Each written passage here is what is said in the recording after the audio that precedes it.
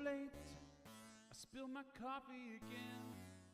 Put on my shirt inside out now. Miss my bus, run to catch it. I tripped on the ground and I kissed it real hard. It's just something special for me. Mealtime with Danny's a special kind of idiocy. Mealtime with Dan, he's a special little friend to you and me. It's mealtime with Dan. Sinland gave me wood. Go on, have some fun. 13 inches and it's very hard. Mealtime with Dan.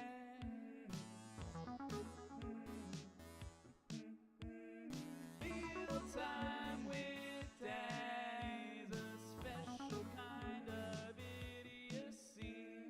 Mealtime with Dan, he's a special little friend to you and me. It's mealtime with Dan. Go on, have some fun. Mealtime with Dan.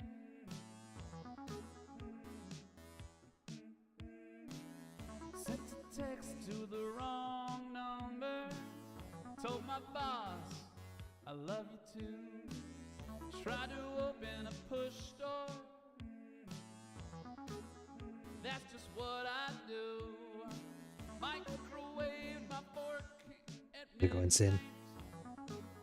Thought my phone was in the fridge. Lost my keys, I found them later. Hanging on my neighbor's fence. Time with Danny's a special kind of idiocy. Mealtime with Dan, he's a special little friend to you and me. It's mealtime with Dan. Go on, have some fun. Mealtime with Dan.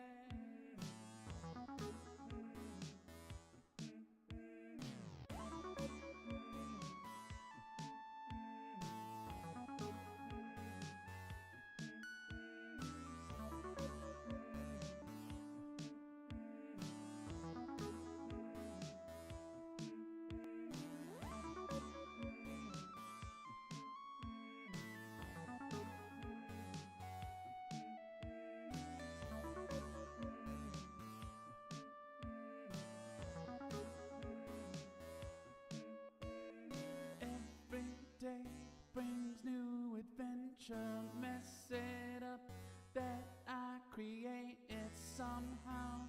I keep surviving. Maybe dumb luck, maybe it's fate. I just know that I'm the one that's trying to make it all really fun, y'all. So come join me while I go. Okay. What's my name? It's Mealtime with Danny's a special kind of idiocy. Mealtime with Dan, he's a special little friend to you and me. It's mealtime with Dan. Go on, have some fun. Mealtime with Dan. Yes. Oh, it's frustrating. Mealtime with Danny's a special kind of idiocy. Mealtime with Dan, he's a special little friend to you and me. It's mealtime with Dan. Go on, have some fun. Mealtime with Dan.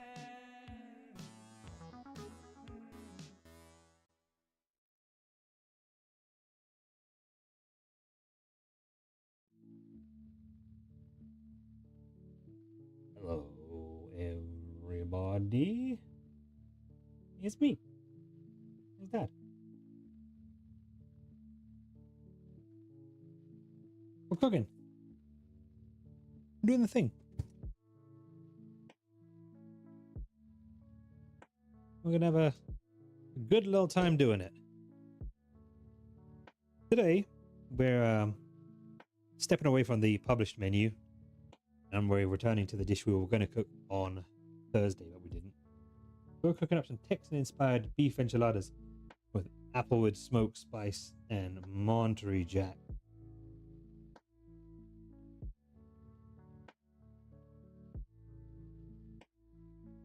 There's my applewood pop.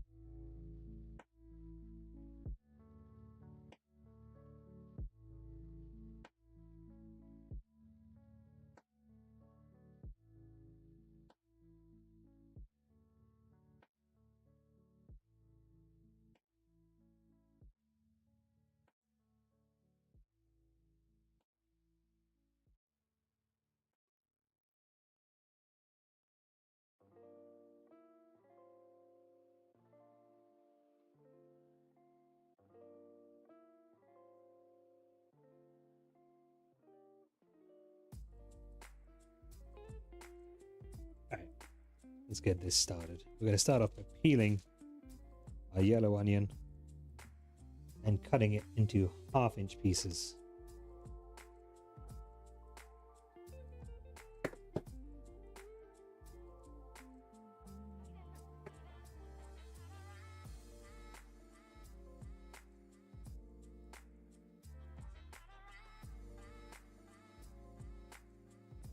I hope everyone's been having a restful little weekend.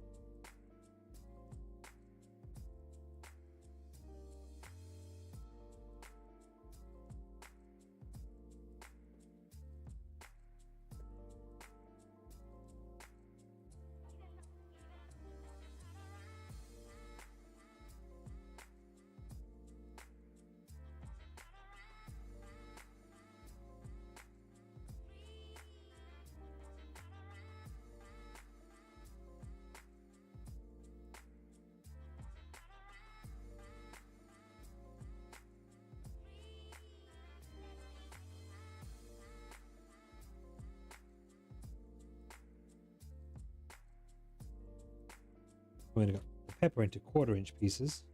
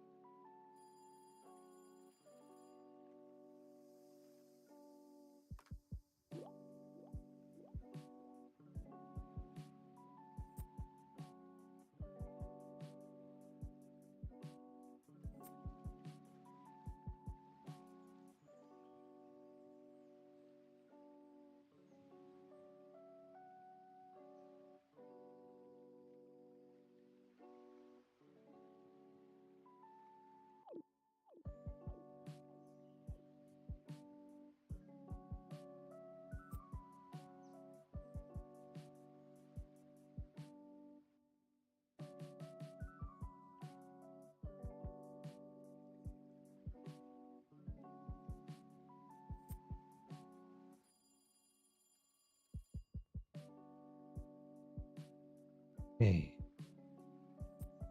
So yeah, we're quarter-inching these.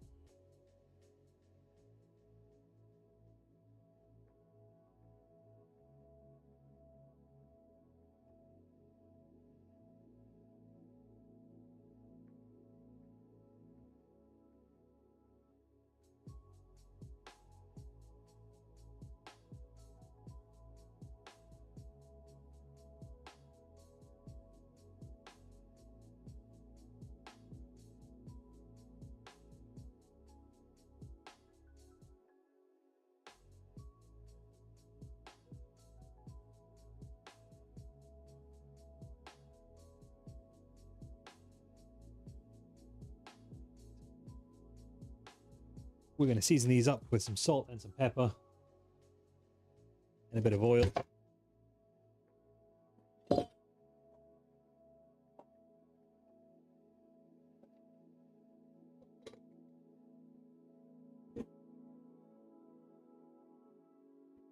Anyone was stuck in ads, I apologize. Welcome back from those ads.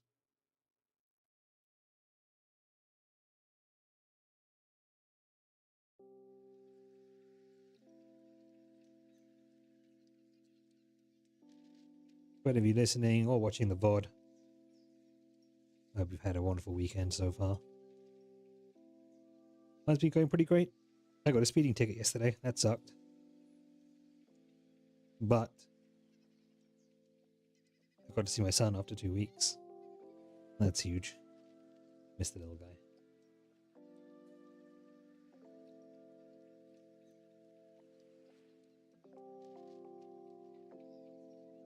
So on the whole,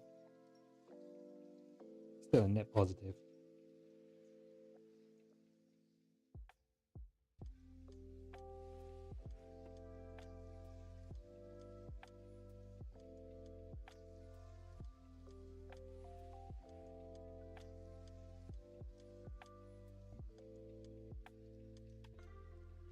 Need a bit of salt.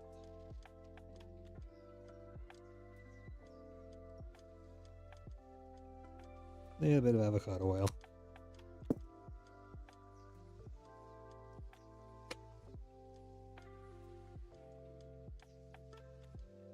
have no repressed rage to unleash on this ball, so just gonna gently shake it. No anger. No bad feelies today.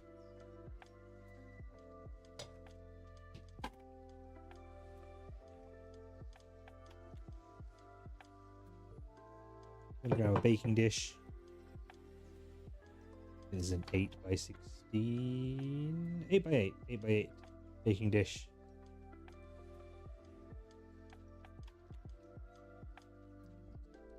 We'll spread those out in a second.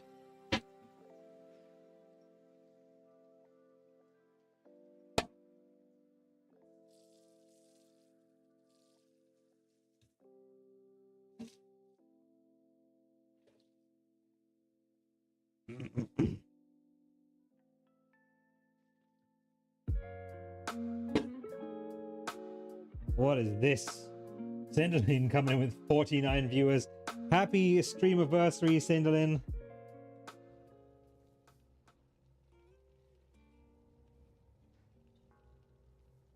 But daddy is a state of mind, you know what I'm saying? I'm your daddy. I am the daddy. What an appropriate clip to play. Goodness. I love that. Welcome on in, Raiders. Welcome in, Solemn Organic. You're really gonna see how DX Snap! Wait, was that me playing that as well? I think that was. I can't see it in the little box, but I think that was me. Oh, that's great. Yes, it was me. Great. So you raided me, and then I played you into my stream with my own. Good. Love that. Folks, welcome in. My name is Mealtime with Dad. I'm sure there's a lot of you folks who are doing big EPs because Cinderlin has been streaming for crazy times. If you don't know me, my name is Mealtime with Dad. I cook things. And sometimes I play the video games. Nice, short, 25-hour stream. Oh, and Makers has redeemed Talk British to me. Are we talking British like this? Or are we talking Orky like this? Or are we going for the refined Torbeck voice? Torbeck always thought he spoke like this. You want Orky voice for 5 minutes? I should set Ed Talk Orky to me redeem and tie that into voice mod. Oh.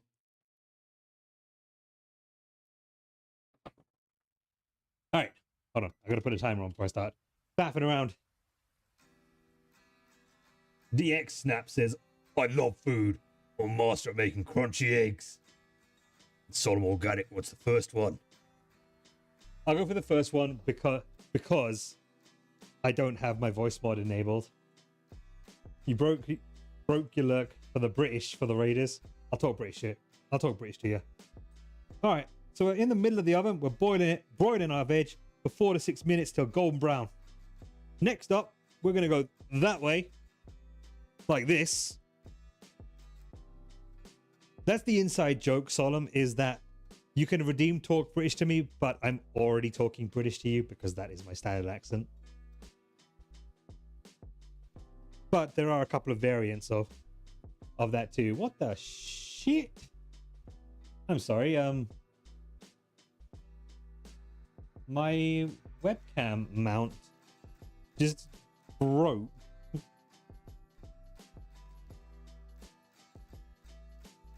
I touched it and it broke. That's fucking annoying. I had to fix that later as well.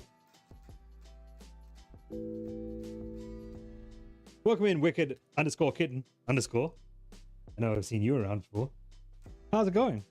All right, anyhow, we're over here. We're gonna use this boy.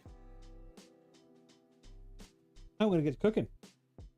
In a large non-stick pan, we're gonna heat a teaspoon of oil over a medium-high.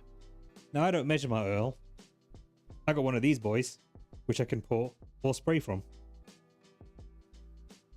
If you don't own one of these and you enjoy the cooking, I recommend you get one. They're amazing. And they're not very expensive either. I got a pair of them for like 30 bucks on Amazon. I'm actually really pissed off about the webcam mount just breaking. I've only had that for a few months. It's a shitty 3D printed thing though from China, so I shouldn't have expected much. Oh well. Hey Brian. And Wicked, thanks for the first time chat. Welcome in. Folks, I should introduce myself, shouldn't I? Be a good streamer and all that. My name is Mealtime with Dad. You might have seen me around on these little internets, on that little Twitcheroo, being a DJ in all the chats. If you haven't, I'm a DJ. I cook things, I play games. I sometimes do art. The art that I sometimes do, I'll show you on my Bureau back screen. I do stuff like this. Whenever we play a new game on the stream, I take some of the game art and I make a dad version of it. It's very fun.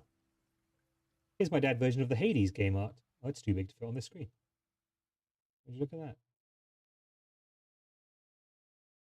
I've got to try and shrink this now using a laptop touchpad. This is awkward. And I turn snapping off so it's not so OBS isn't making it easy for me. There we go. So yeah, I take one of my emotes, incorporate it into the game's art. I do a full recolor of it for skin tone, and then I adjust the logo to incorporate the word dad while maintaining the original artistic style of the logo, which is a lot fucking harder than it sounds, let me tell you. But it's a fun little challenge. I have fun, and that's, like I said, that's stream 1 of any game, any new game that I play on the channel. I just purchased a loft the other day, so expected to see a little art stream for that, followed by derping around in that game. Sidling coming in and saying, "I was hoping you have dinner ready for me." I'm for sure not cooking tonight. It's okay, Sidling. I'll cook. I'm sure I'll be able to keep it warm for like the 23 hours it would take you to drive here.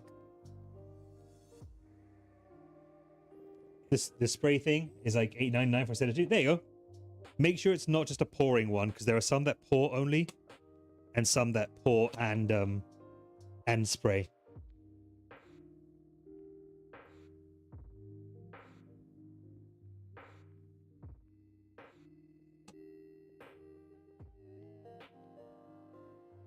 At 37 hours if Cinderlin doesn't stop to drive here. All right, in goes the beef. Beefity beef.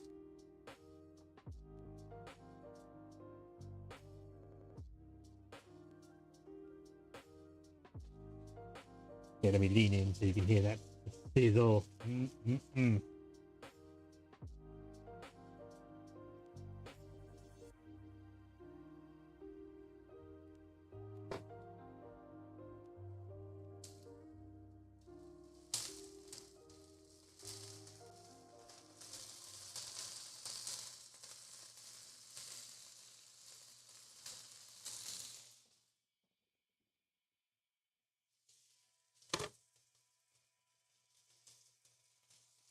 Both is where it's at, Solemn. So that way, if you're doing something that involves a larger volume of oil, you don't have to mess around, go retrieve your bottle. You can just, like on mine, literally, I just do this.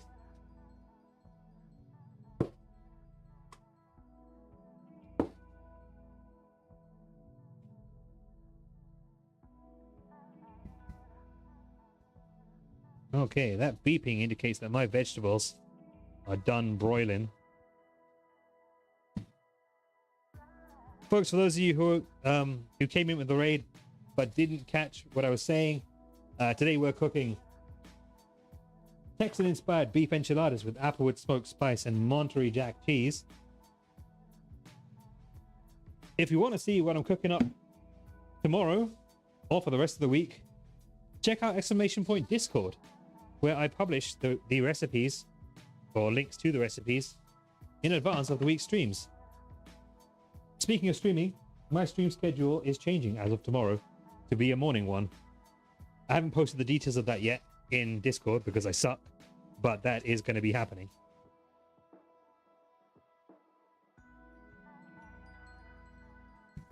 Also, if you like fish, there's a really nifty little Sri Lankan fish cutlet recipe or fish croquette recipe that we cooked on New Year's Eve, and that Sidlin cooked with us as well. It is big yummy.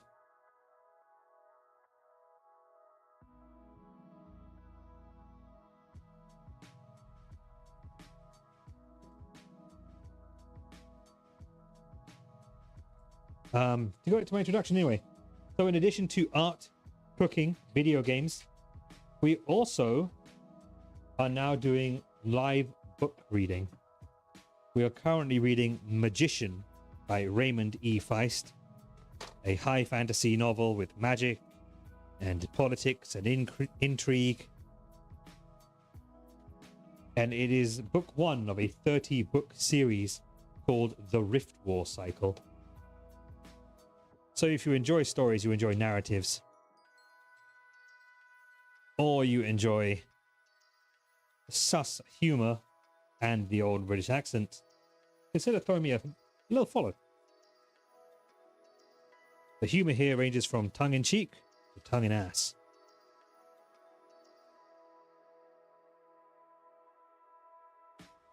And if you still don't know if you've got a feel for what to expect here, check out exclamation point quote to see some of the unhinged shit that comes out of my mouth during streams.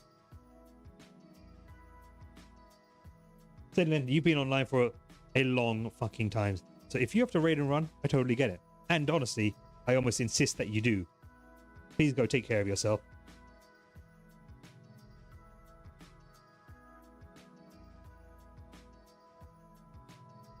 The biological dental floss portion of the P. Congratulations, Sentinel. You pulled one of 8 non-sus quotes. Good job. You beat the odds. Ah, there we go. Cow lube. The cow lube quote. Good.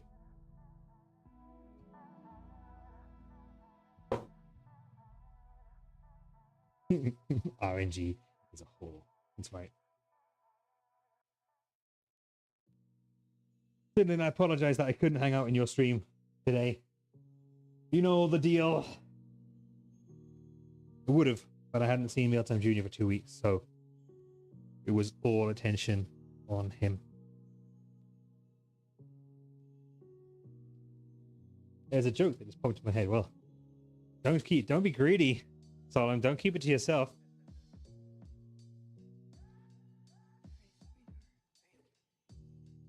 Please indulge us in the degeneracy. What does the robot do after a one-night stand? He nuts and bolts. That's amazing. Oh, you're gonna fit right in, Solomon.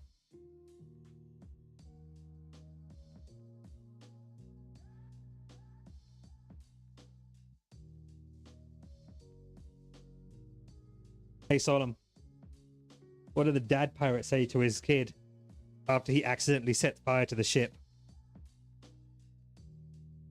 Arson.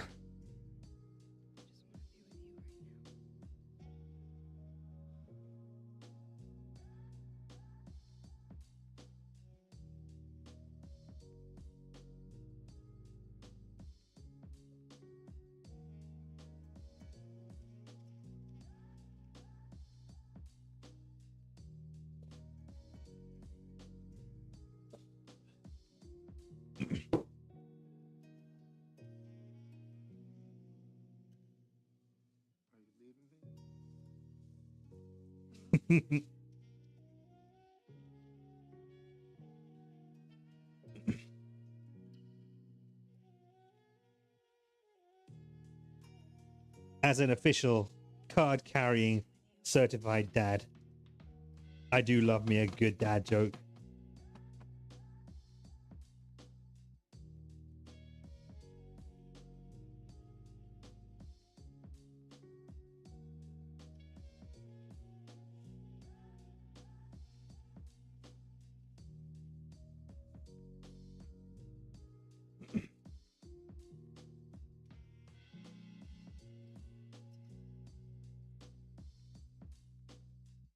The long white thing that men carry, a tie.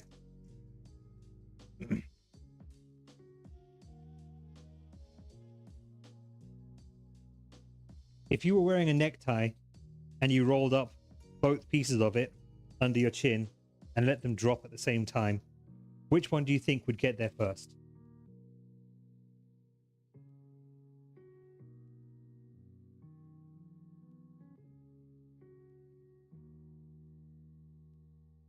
It'd be a tie.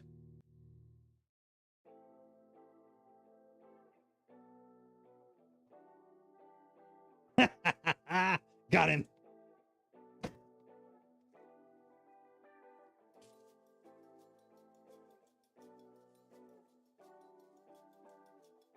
I'll be away for a bit. I do need something else in my stomach other than pickle juice and liver and onion jelly beans. What a combination! What a delightful sounding combination, Sinlin. That one's an award winner. Oh, that sounds positively nightmarish. Sounds like people had fun tormenting you over the last 25 hours.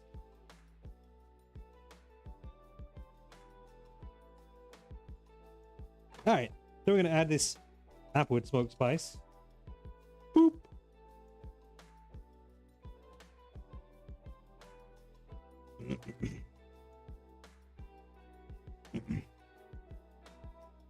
Going to take this off the heat for a second while I add some more ingredients.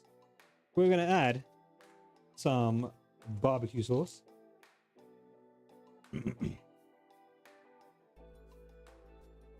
Oh, horror game stream. Does chat get to pick the horror game? Because if they do, it's got to be Alien Isolation with microphone detection enabled.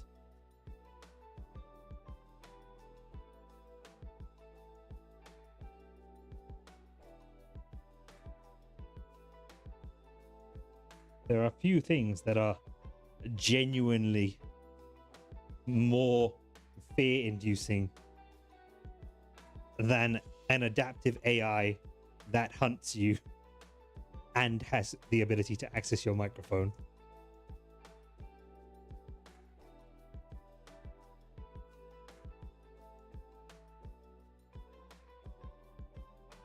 Okay, we're going to add 2/3 of a cup of water.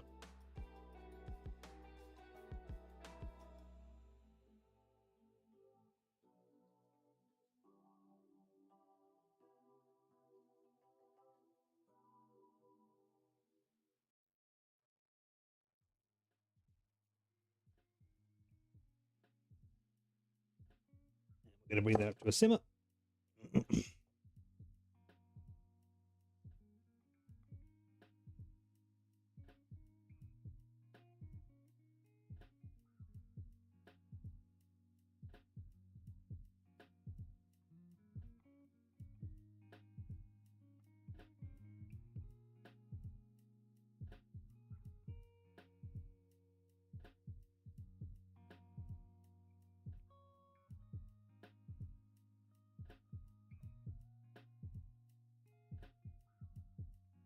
One more joke, says Solomon. I'm done. Which animal has the largest chest? A zebra.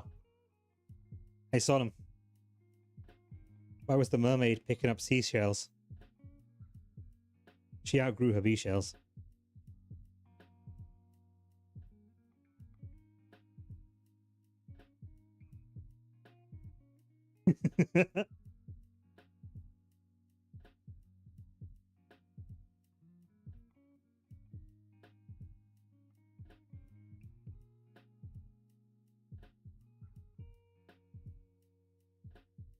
Also, I think I missed the message from DX Snap saying that they're a master of making crispy eggs. Crispy eggs. Love that.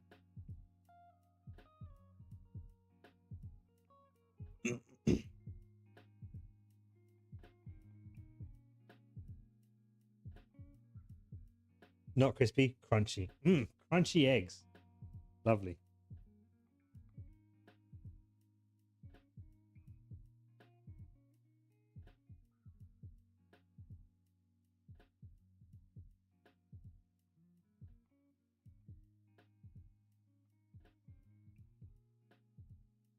Every once in a while, I come across that primal lifestyle dude with the beard who's incredibly ripped and eats raw whole eggs, and it's fucking psychotic to watch a grown man pop a whole egg into his mouth and just hear the crunching noises.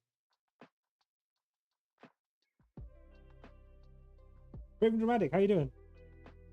Oh, Sodom, it's vile. It is truly psychotic in nature.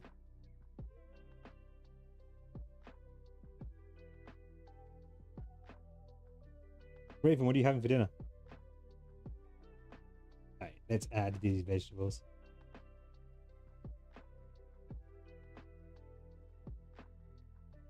I'm not a huge fan of eggnog. Like, I'm a very much, I'll partake a little bit of it, a glass or two when it's the season, but I'm no nog fiend.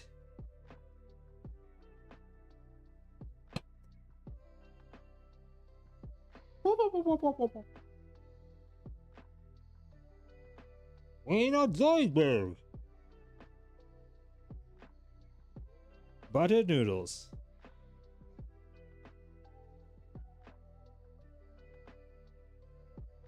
A solid, I don't have enough fucks to give today, but I still will feed myself choice.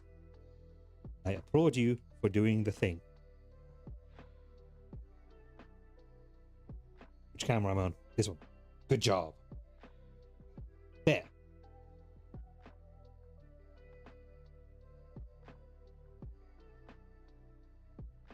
If we had smell-o-vision, Solemn, I'd be a Twitch partner already, because my kitchen always smells delicious when I cook.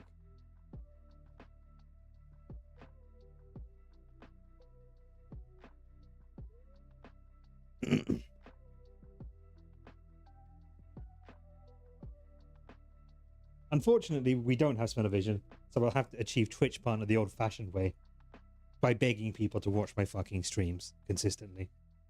Please help me.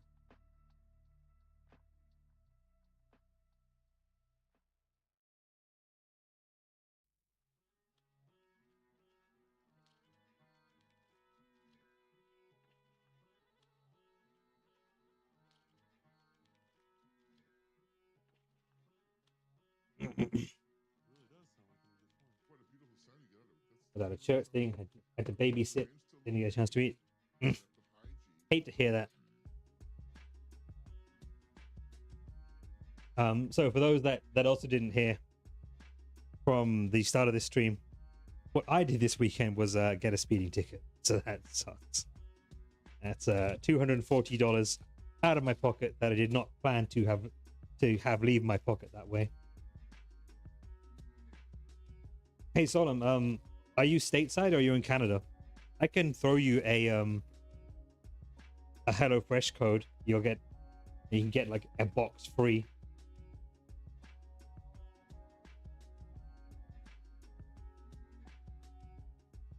And then once you had the box, you can just cancel. Oh, I'll do a stretch for sure. Once you get the box, you just cancel the subscription.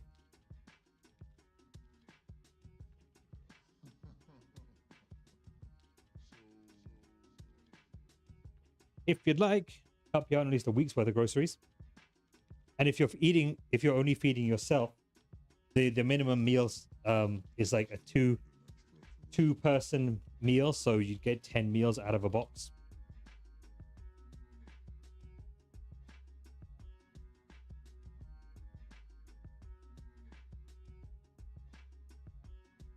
If you're interested, let me know. Just ping me in my in Discord, throw me a little DM, and I will give you a code.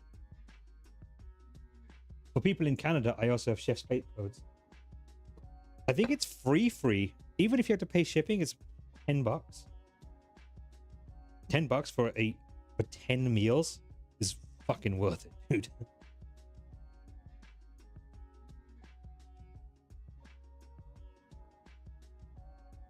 Hey pleb, how's it going? Good to see you as well. New keyword is sucking. Sucking air. Is that sucking air or is it sucking Because really in this scenario it could be both.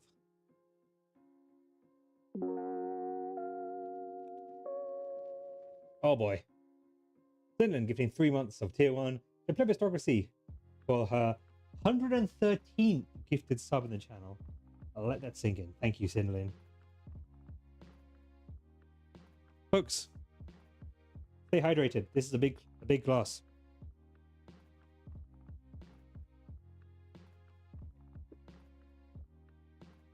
It's now a big empty glass. Look at it! Look at it! Look at it! I want all of you to look at it!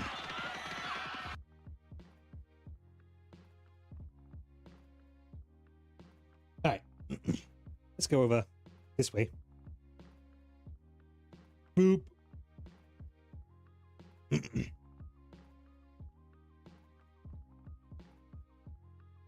It sounds like a SpongeBob quote. It sounds like Patrick. There you go.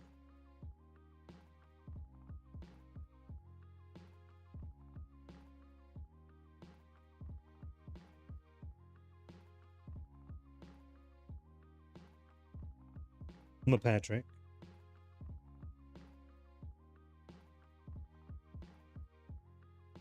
All right.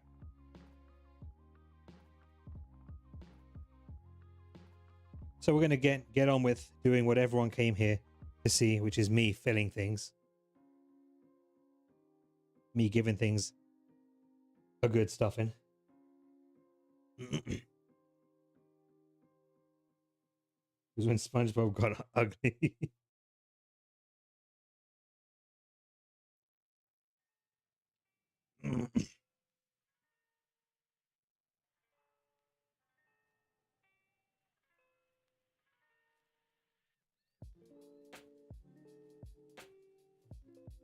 Speaking of things getting ugly, you know how when, you know, in animation of the day of like SpongeBob's and Ren and Stimpy days, when they would like induce body horror by just drawing things in incredible detail. Does anyone ever look at RFK's face and see that, get sudden flashbacks to Ren and Stimpy? Like the over detailed face, because that's all I see when I look at that man. Makers gets it. Makers gets it instantly.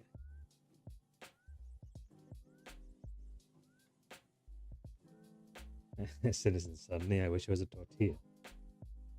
I bet you do. You mean, because then you'd be in my mouth later on as well. Real good girl coming in with a sexy little redeem of good boy, good girl. And we all know that real good girl is a real good girl. Thanks for that redemption. Potentially controversial opinion. Oh, handsome Squidward is not handsome at all. That's a danger. You are looking to get lynched on the internet here.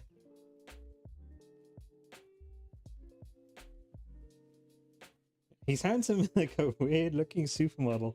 He's handsome. That's right.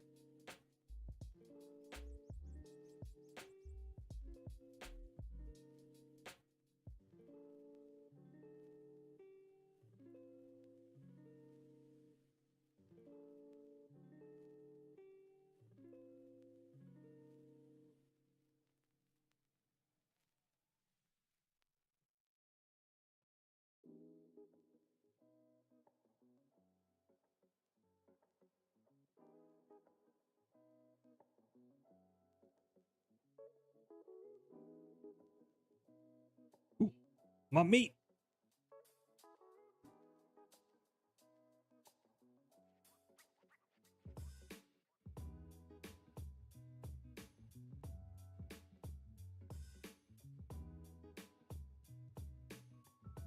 So, also, folks, I found a new meal kit. It's a Canadian company called Good Food. So once this round of Chef's Plate is done, which will be another 2 weeks, we're going to try out some good food.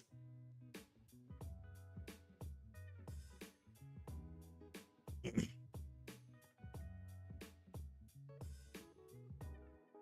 feels like that little girl who dressed her sister up and found out they were going to do. Real good girl prefers filled out bodies. Well, real good girl. I've said it before and I'll say it again. These aren't the hands of a lanky man, but they are the hands of a Sri Lankan man. For those who are new to the stream, I'm half Sri Lankan.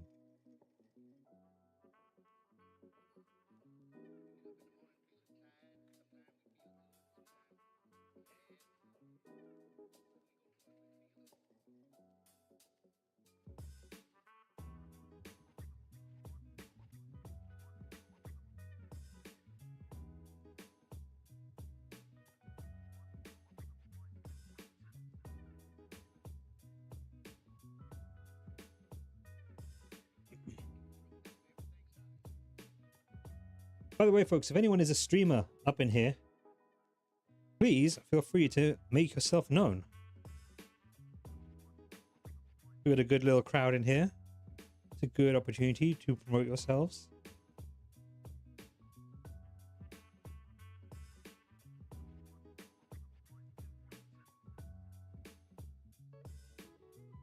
Solemn streams. Solemn, I'll throw you a little follow in a second.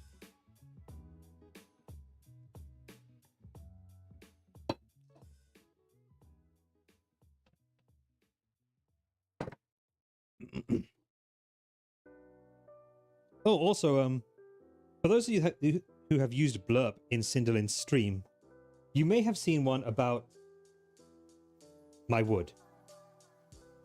This is the wood that Cinderlin gave me, all 13 inches of it. Hardwood. It's brown wood as well.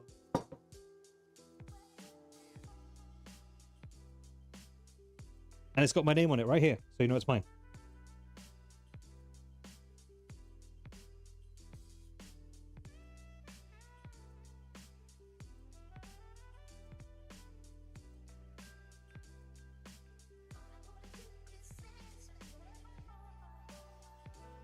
Alright, let's do shouty.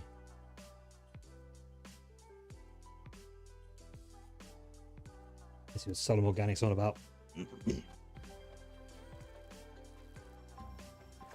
Oh, whoa. What happened?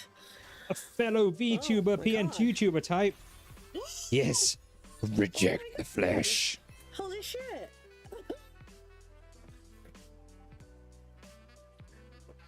Well, that...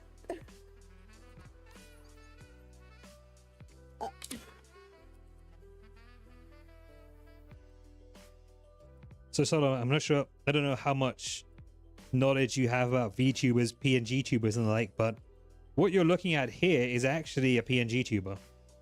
Well, to be very accurate, a GIF tuber.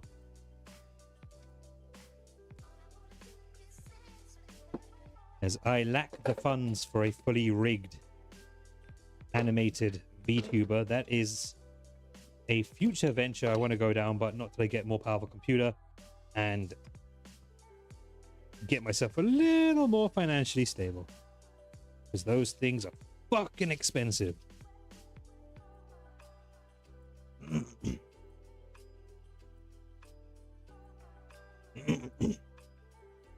Yeah, and when I get a VTuber, I also want to go ahead and purchase an iPhone and get it base rigged with AR kit.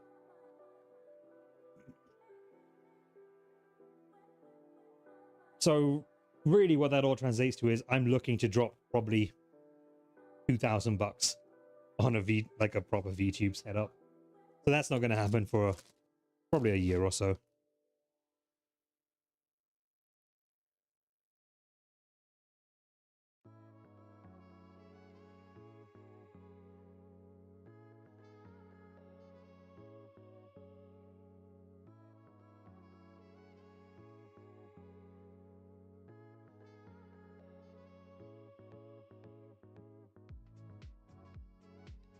Mine's gonna be a pain in the ass, Solemn, because I want to keep using this image of Dad, or this art style of Dad, which is, you know, it's a painterly Pixar style one, which is a lot more detail than an anime. Anime faces themselves are very, very simple. Can I draw? No. If you put a gun to my head and told me to draw, you'd have a bad drawing and a dead dad.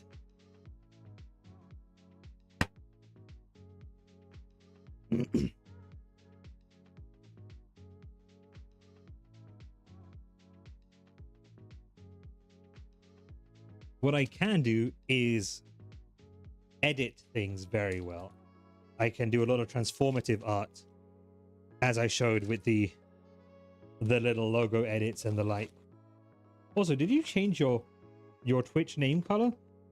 You're suddenly become legible on the dark background. I'm going to add some of this nacho blend cheese on here as well, because I need to use it up. Oh, that's weird.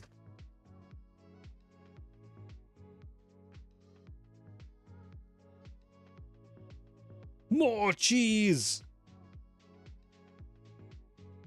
Is it great? No, it's like a lavender color now. Very nice. It brings out your eyes.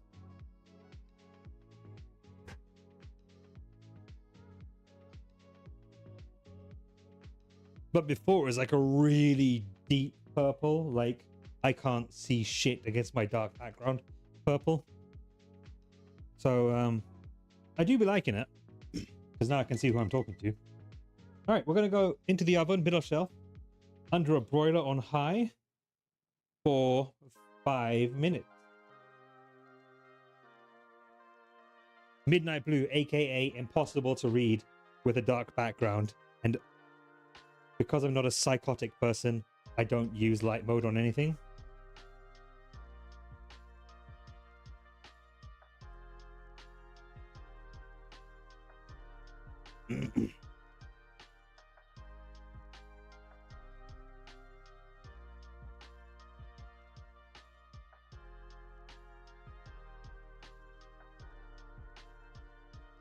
I wasn't meant to get through this recipe this quickly, Chad. This was meant to be a bit of a longer stream because Sin dropped a rather sizable raid on me, but I'm actually getting towards the end of it already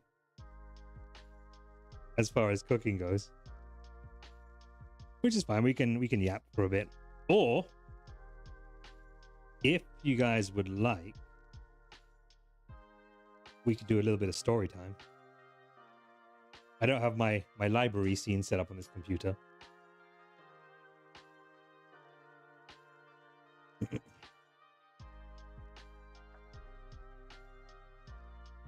No, Cinderlin's is lighter than yours.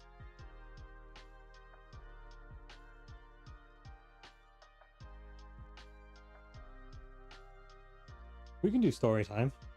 We will be hopping in right where we left off though, so fair warning to you, if you haven't been in the previous 2 streams, if you haven't watched the VODs, you might need to play some catch up. Yeah, the color you changed to, the color you were changed to is like Cinderlin's, but darker.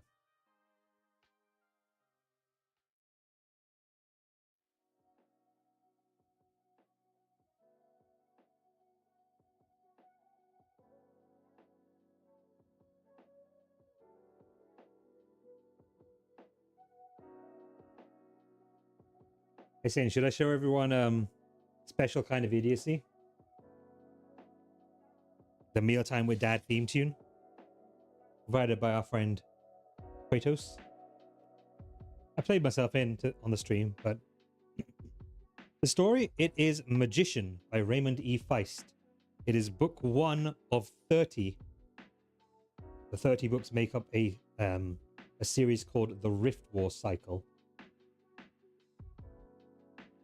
It's a book about 2 boys who are best friends, who get basically tangled up in a series of events that affect 2 entirely separate worlds and ultimately ends up spanning hundreds of years in terms of story time, or storyline, I should say.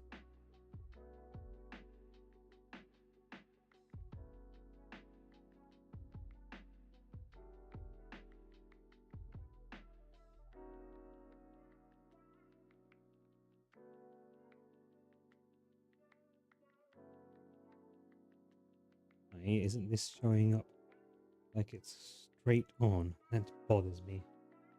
I'm gonna fiddle with my camera later. Wow, Ellie is best my stream. Welcome in, Ellie.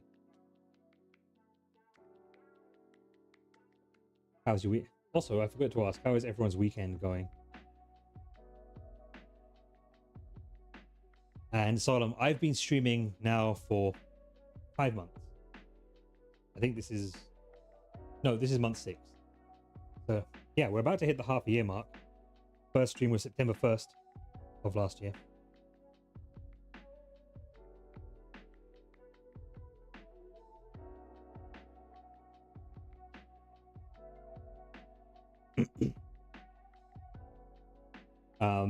The assets I use, some of them are purchased, like my overlay is purchased and then customized quite heavily by me. Yep, since September. I became an affiliate very quickly. Not as quickly as Cinderlin, as she likes to remind me, but still very quickly.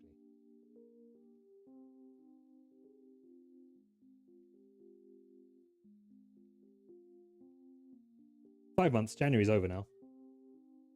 We're in February. Baby! So February is the start of month 6.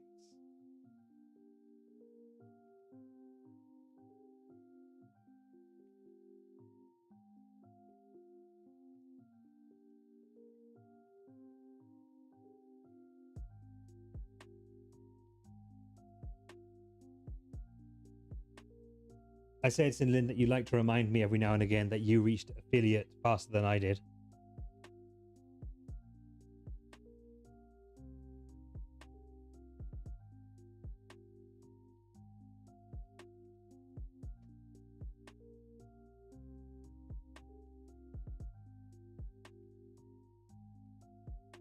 Enchilada bake.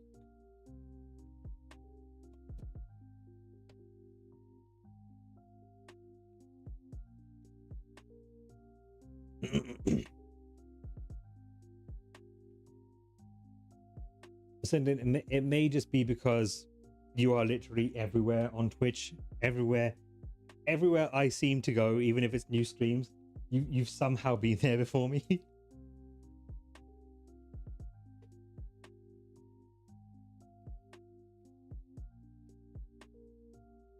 The network that this woman has is absurd.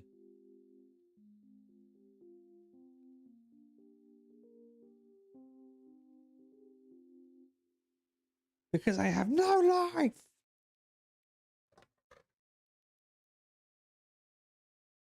No, Cinderlin, you just have an abundance of free time. Let's be kind to ourselves.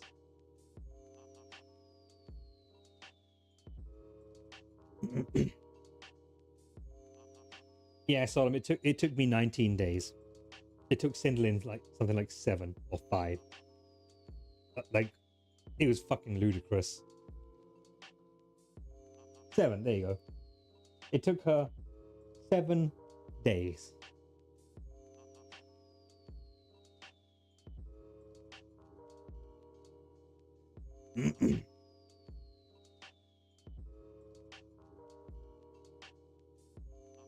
I see. A couple of partnered streamers in the back pocket, eh, Cinderlin?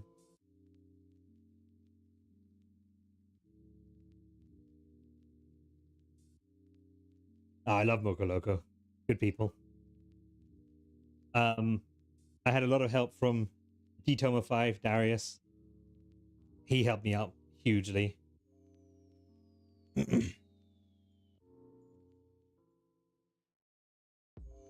And then outside of that, it was just people who I met that came in through the recommendations of like Darius and just going through raids.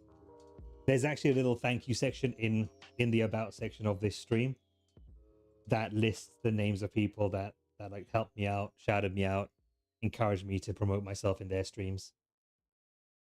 Which is why I now ask for people to promote themselves here to kind of, you know, pass that good energy on.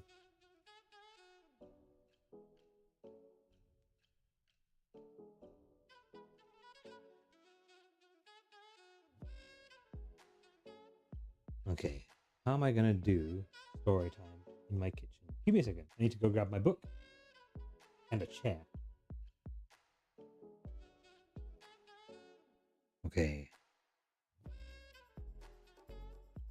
If this button will mute my microphone, that is, which it's not fucking doing. Fine, I'll do it myself.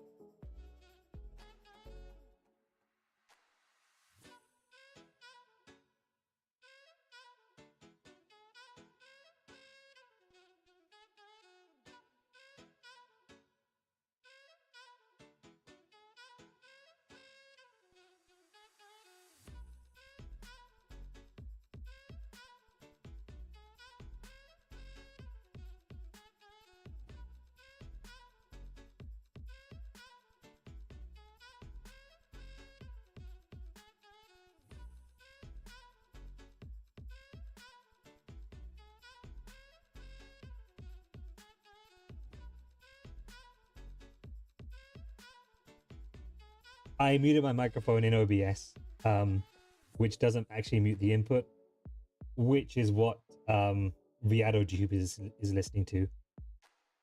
I was talking to my son. It's meant to mute it, but my Stream Deck is just being a goof. It was all white and puppetry up. God, this ain't true, says Wag. Alright. I don't have my library scene set up in here, so you're gonna stare at my food. And I'm gonna read. Hey Wag, you're in the perfect place to have a little bedtime story read to you.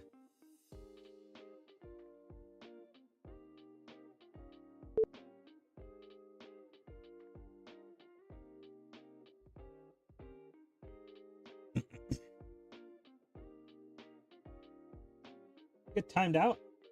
Did you drop a link or something?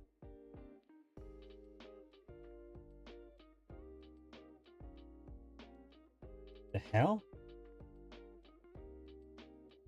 I apologize, Solomon. I don't know what that's about. I have to look into my moderation settings. Oh, I timed you up for all caps? Oh, shit. I'll have to figure that out. Stream Elements doesn't normally do things, so when it does, I'm like, what the fuck? What happened? Exclamation point. Ugh.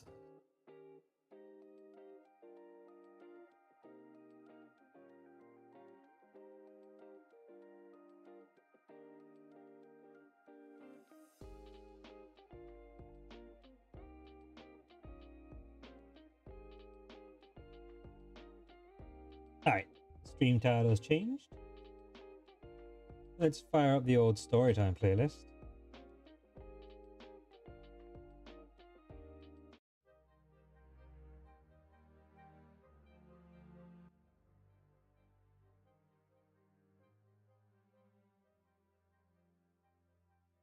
Alright, I'm gonna do a sit over here. Here's my knee. Here's my knee. Let's do this. So you can see my book. Actually, let's do this. Poop. Book.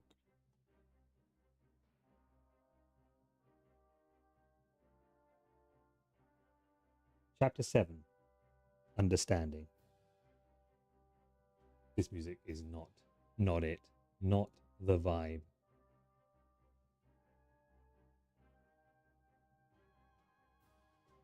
Get out of here.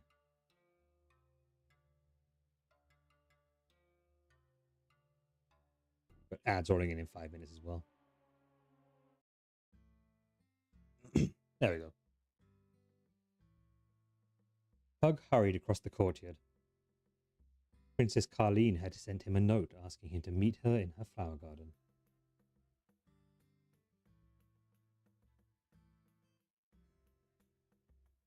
It was the first word from the girl since she had stormed away from their last meeting, and Pug was anxious. He did not want to be on bad terms with Carleen, regardless of any conflicts he might be feeling. After his brief discussion with Kalin 2 days earlier, he had sought out Father Tully and talked with him at length. Thanks for that, Solomon. Solomon, what's for dinner when you come back? The old priest had been willing to take time out to speak with the boy, in spite of the demands the Duke was placing upon his staff. It had been a good talk for Pug, leaving him with a surer sense of himself. The final message from the old cleric had been, "Stop worrying about what the princess feels and thinks, and start discovering what Pug feels and thinks." He had taken the cleric's advice, and was now sure of what he would say should Carleen start referring to any sort of understanding between them. For the first time in weeks, he felt something like a sense of direction, even if he was not sure what destination he would eventually reach, according to such a course.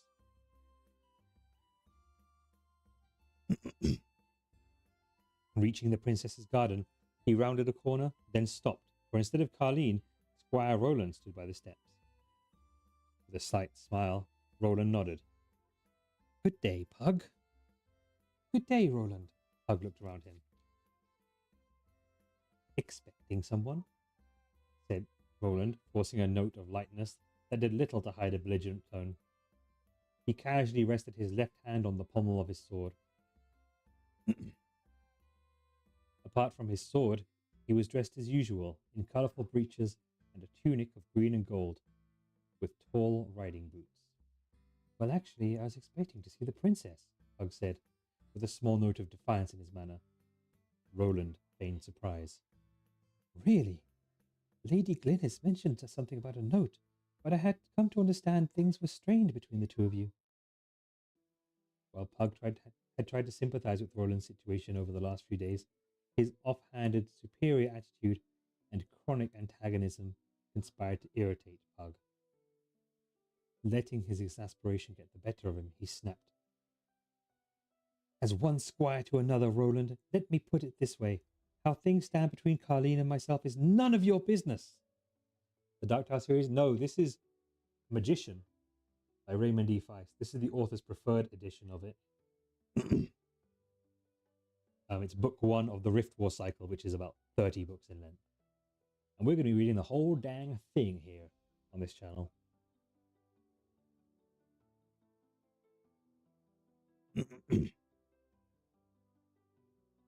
Roland's face took on an expression of open anger. He stepped forward, looking down at the shorter boy. Be damned if it's none of my business. I don't know what you're playing at, Pug, but if you do anything to hurt her, I'll... Me? Hurt her? Pug interrupted. He was shocked by the intensity of Roland's anger and infuriated by the threat. She's the one playing us, one against the other. Adds in 30 seconds, folks. Abruptly, Pug felt the ground tilt under him, rising up to strike him from behind. Lights exploded before his eyes and a bell-like clanging sounded in his ears. It was a long moment before he realized Roland had just hit him. Pug shook his head and his eyes refocused. He saw the older, larger squire standing over him, both hands balled into fists. I'm going to leave it there while the ads play. Folks, while the ads play, please stand up, stretch. Do the hokey pokey and turn it around. Get yourself a nice little drinky drink. Go rouse your sleeping 8-year-olds to go have a bath, which I'm going to do.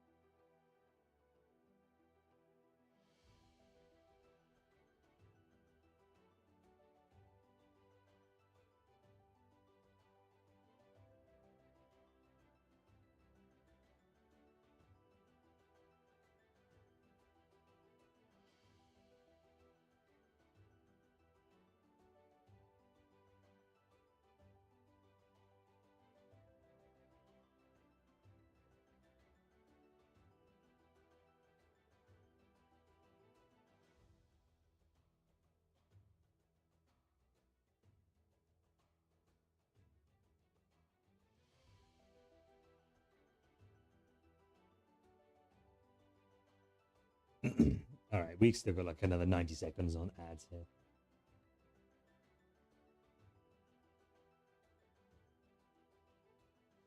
But yeah, folks, we are about this far into the book.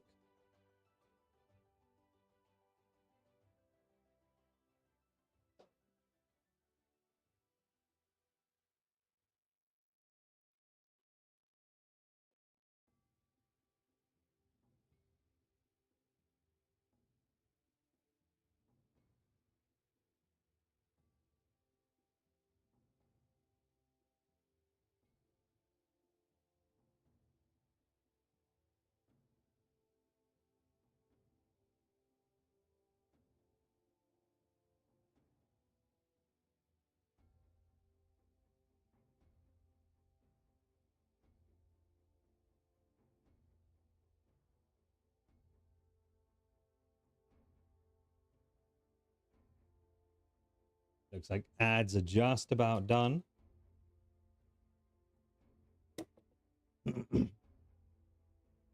Welcome back, everyone who was in ads.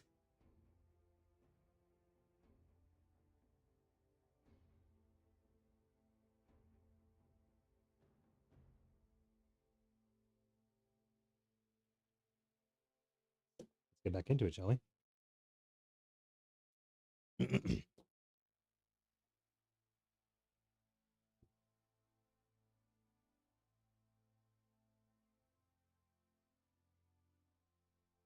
Through tightly clenched teeth, Roland spat his words. If you ever say ill of her again, I'll beat you senseless. Pug's anger fired within him, rising each second. He got carefully to his feet, his eyes upon Roland, who stood ready to fight. Feeling the bitter taste of anger in his mouth, Pug said, You've had 2 years and more to win her, Roland. Leave it alone. Roland's face grew livid, and he charged, bowling Pug off his feet. They went down in a tangle, Roland striking Pug harmlessly on the shoulders and arms. Rolling and grappling, neither could inflict much damage. Pug got his arm around Roland's neck and hung on as the older squire thrashed in a frenzy. Suddenly, Roland wedged a knee against Pug's chest and shoved him away. Pug rolled and came to his feet. Roland was up an instant later, and they squared off. Roland's expression had changed from rage to cold, calculating anger as he measured the distance between them.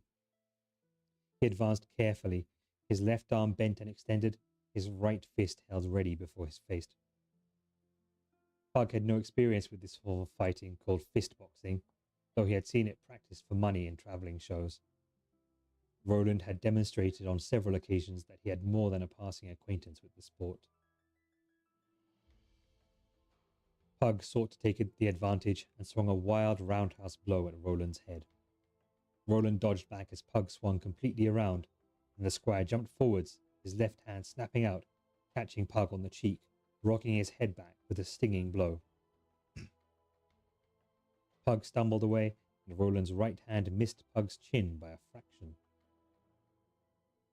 Pug held up his hands to ward off another blow, and shook his head, clearing it of the dancing lights that obscured his vision, barely managing to duck beneath Roland's next blow. Under Roland's guard, Pug lunged, catching the other boy in the stomach with his shoulder, knocking him down again. Pug fell on top of him and struggled to pin the larger boy's arms to his sides. Roland struck out, catching Pug's temple with an elbow, and the dazed magician's apprentice fell away, momentarily confused. As he rose to his feet again, pain exploded in Pug's face, and the world tilted once more. Disoriented, unable to defend himself, Pug felt Roland's blows as distant events, somehow muted and not fully recognized by his reeling senses. A faint note of alarm sounded in part of Pug's mind. Without warning, processes began to occur under the level of pain-dimmed consciousness. Basic, more animal instincts took hold, and a disjointed, hardly understood awareness, a new force emerged. As in the encounter with the trolls, blinding letters of light and flame appeared in his mind's eye, and he silently incanted. Pug's being became primitive. In his remaining consciousness, he was a primal creature fighting for survival with murderous intent. All he could envision was choking the very life from his adversary. Suddenly, an alarm rang within Pug's mind. A deep sense of wrongness, of evil, struck him. Months of training came to the fore, and it was as if you could hear Colgan's voice crying, "This is not how the power is to be used." Ripping aside the mental shroud that covered him, Pug opened his eyes. Through blurred vision and sparkling lights, Pug saw Roland kneeling a mere yard before him, eyes enlarged, vainly struggling with the invisible fingers around his neck. Pug felt no sense of contact with what he saw, and with a returning clarity of mind, knew at once what had occurred. Leaning forward, he seized Roland's wrists. "Stop it, Roland! Stop it! It isn't real! There are no hands but your own at your throat!" Roland, blind with panic, seemed unable to hear Pug's shouts. Mustering what remaining strength he possessed, Pug yanked Roland's hands away, then struck him a stinging slap to the face. Roland's eyes teared, and suddenly he breathed in a gasping, ragged sound. Hey Sarah, how's it going? I got a big old raid from Cinderlyn. She had her stream anniversary today, and as she wrapped up her stream, she raided into me. It's incredibly kind of her. I cooked my meal faster than expected. It's over here. I made enchiladas. So now we're doing some reading.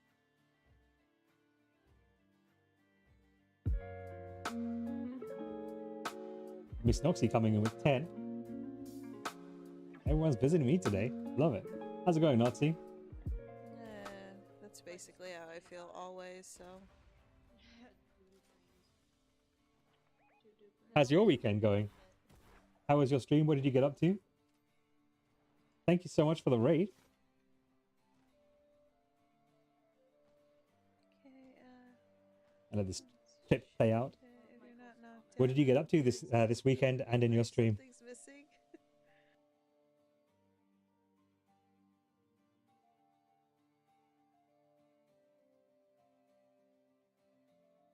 Going all right. Played The Sims 1. Ooh, and some Fortnite. Not so ooh. But as long as you had fun and your viewers had fun, that's all that matters. My taste in video games is irrelevant here. Sashi's made a red pepper cream sauce and penne pasta today for the first time. Nice. Inspired by me? Oh, man. You're too kind. Got raided by the Rain Horse a couple of hours ago. I thought I'd drag over the lurkers. Well, I appreciate you for that, Noxie. I hear that the rain that is Norse falls mainly on the horse, as the saying goes.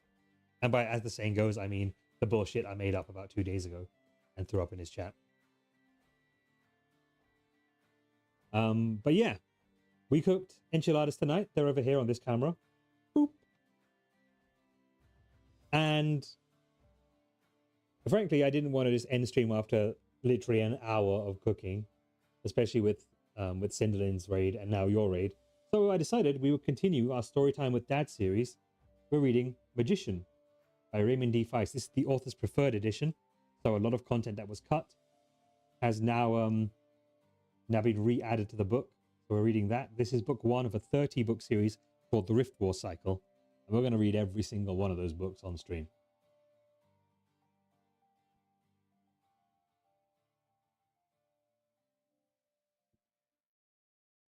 So yeah, that's what we'll be doing for the next probably hour or so.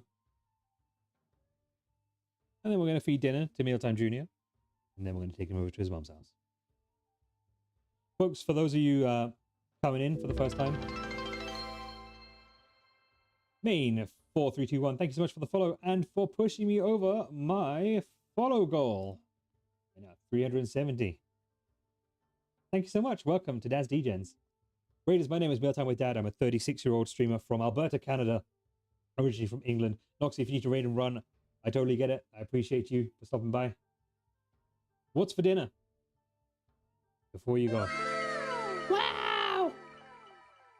Or big guys, and they bust in my eyes. They eat my ass just like apple pie. They keep fucking me like this, I might just die. Big papa booty till I cry. There it is. There's the 4 big guys redeem. Subway, nice.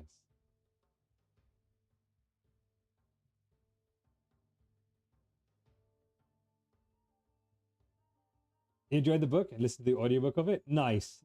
I read this book first. This is one of the first really long form books I read as a young teenager. I haven't actually finished the Rift War cycle. I haven't read the last 3 books or so of it. Oh, here's a quote as well. If that burger was well made enough and had bedroom eyes, I'd maybe fuck it.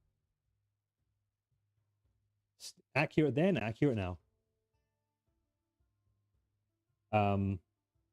But yeah, I figured let's mix it up on the stream. Instead of just doing gaming and cooking, we'll do gaming, cooking, and reading.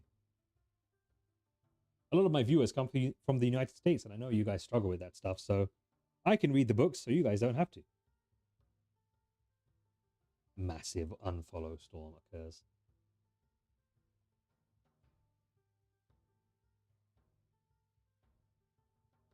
Boy, this background track is really quiet. Let's change it up there. There we go. All right. More words? More words. Still panting, Pug said, "It's an illusion. You were choking yourself." Roland gasped and pushed himself back from Pug, fear evident on his face. He struggled weakly to pull his sword. Pug leaned forward and firmly gripped Roland's wrist. Barely able to speak, he shook his head and said, "There's no reason." Hey, Internal. Long time no see. Thanks for the follow. Roland looked into Pug's eyes, and the fear in his own began to subside. Something inside the older squire seemed to break. There was only a fatigued, drained young man sitting on the ground. Breathing heavily, Roland sat back, tears forming in his eyes, and asked, "Why?" What up, Squeaks? How you doing, man? We're reading some books. We finished cooking. That's over here. This camera. Hello! This is the enchilada cam now. But we only took an hour cooking, so we are continuing the story time with Dad.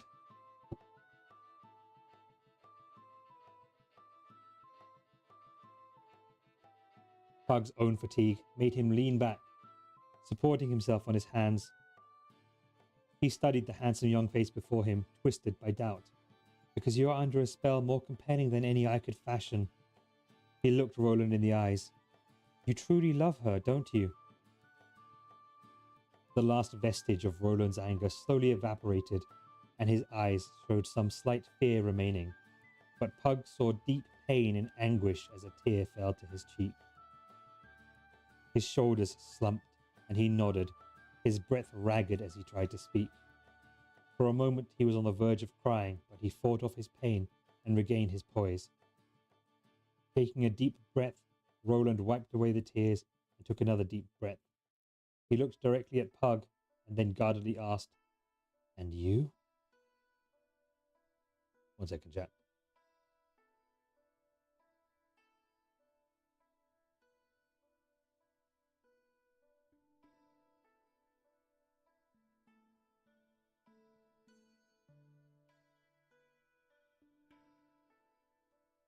All right, I'm back. I have to go send Junior to have his bath.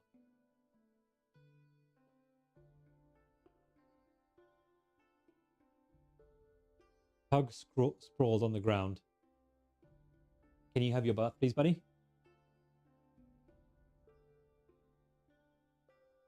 One second.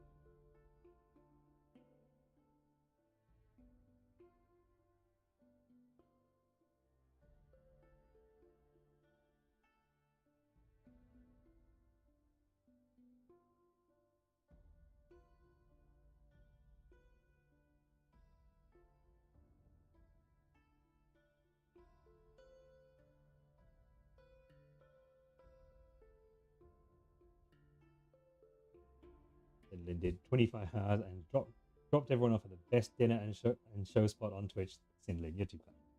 Thank you for that. But Squeaks, if you like narrative stories, especially fantasy ones, settle on in, relax, listen to me read books, read words for your amusement. We are this far into this much of book, and this is only book 1.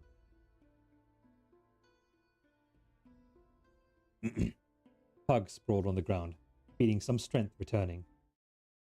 I paused my music with my headphones. I hate myself.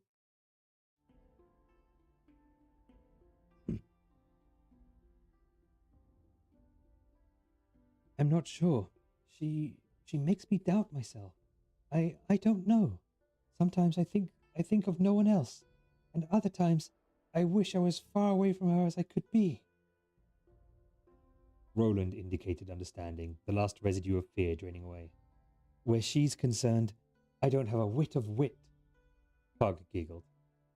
Roland looked at him and then also began to laugh. Don't know why. Wait, I don't know why, said Pug, but for some reason I find what you said terribly funny. Roland nodded and began to laugh too. Soon they were both sitting with tears running down their faces as the emotional vacuum left by fleeting anger was left by giddiness. Roland recovered slightly, holding back the laughter when Pug looked at him and said, "A whit of wit," which sent both of them off on another jag of laughter. Well, a voice said sharply. They turned and found Carleen, flanked by 2 ladies in waiting, surveying the scene before her. Instantly, both boys became silent. Casting a disapproving look upon the pair as they sprawled upon the ground, she said, Since you two seem so taken with each other, I'll not intrude. Pug and Roland exchanged looks and suddenly erupted into uproarious laughter. Roland fell over backward while Pug sat, legs stretched before him, laughing into his cupped hands. Carleen flushed angrily and her eyes widened. With cold fury in her voice, she said, "Excuse me," and turned, sweeping by her ladies. As she left, they could hear her loudly exclaim, "Boys!" Pug and Roland sat for a moment until the near hysterical fit passed. Then Roland rose and extended his hand to Pug. Pug took it, and Roland helped him to his feet. "Sorry, Pug. I had no right to be angry with you." His voice softened. "I can't sleep nights thinking of her. I wait for the few moments we're together each day, but since you saved her, all I ever hear is your name." Touching his sore neck, Roland said, "I got so angry, I thought I'd kill you. Damn near got myself killed instead." Pug looked at the corner where the princess had disappeared, nodding agreement. "I'm sorry too, Roland. I'm not very good at controlling magic yet, and when I lose my temper, it seems all sorts of terrible things can happen. Like with the trolls." Pug wanted Roland to understand he was still Pug, even though he was now a magician's apprentice. "I would never do something like that on purpose, especially to a friend." You know what I've just realized, chat? I've gone and given Magician Pug the same voice as Harry Potter. Fuck. Well, he's Harry Potter forever now.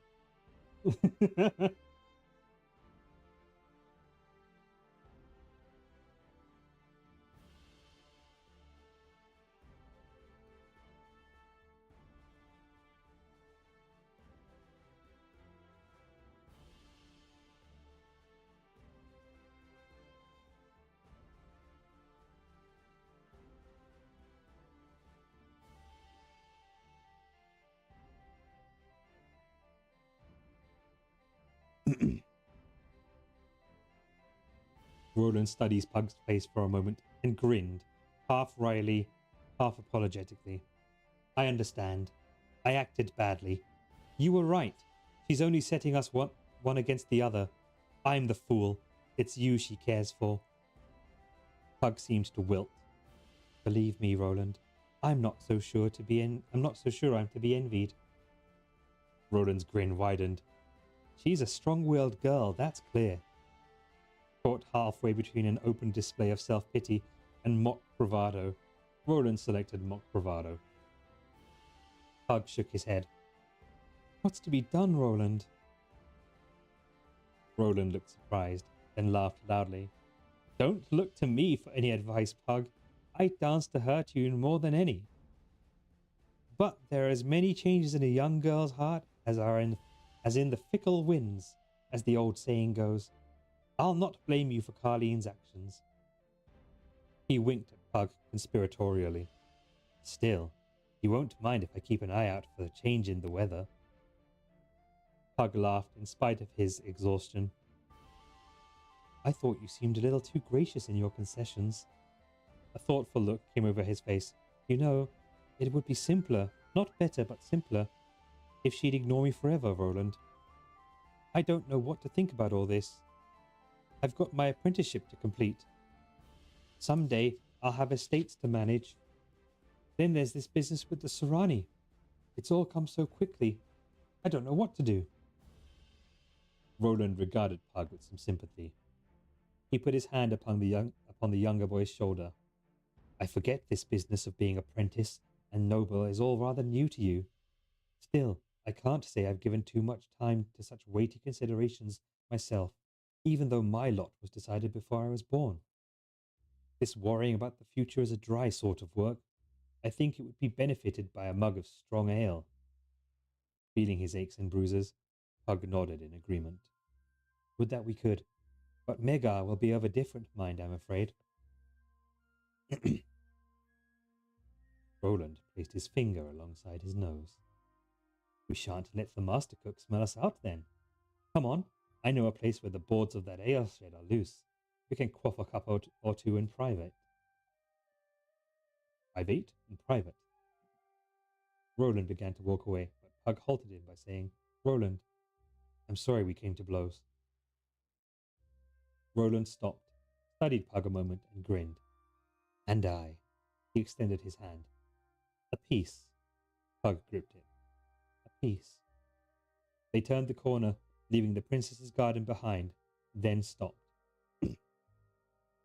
Before them was a scene of unalloyed misery. Thomas was walking the full length of the court, from the soldiers' commons to the side gate, in full armour, old chainmail over gambeson, full helm, and heavy metal greaves over knee boots.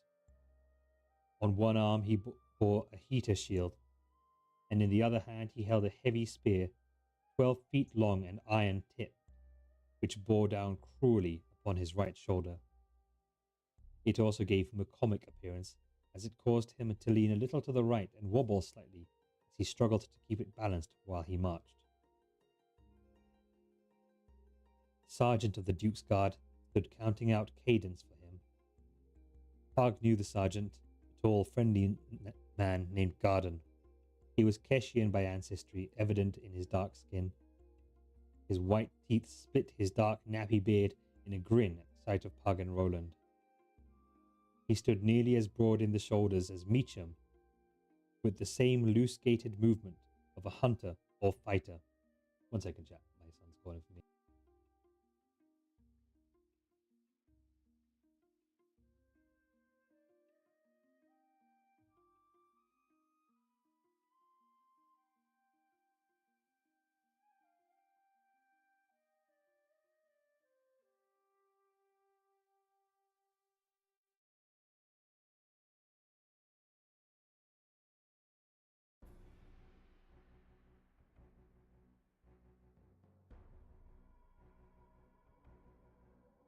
Alright, I am back. This is not the vibe for this. Get out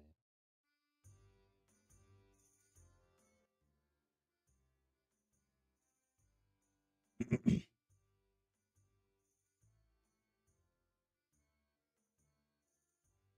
Though his black hair was lightly dusted with grey, his face was young-looking and unlined, despite 30 years of service.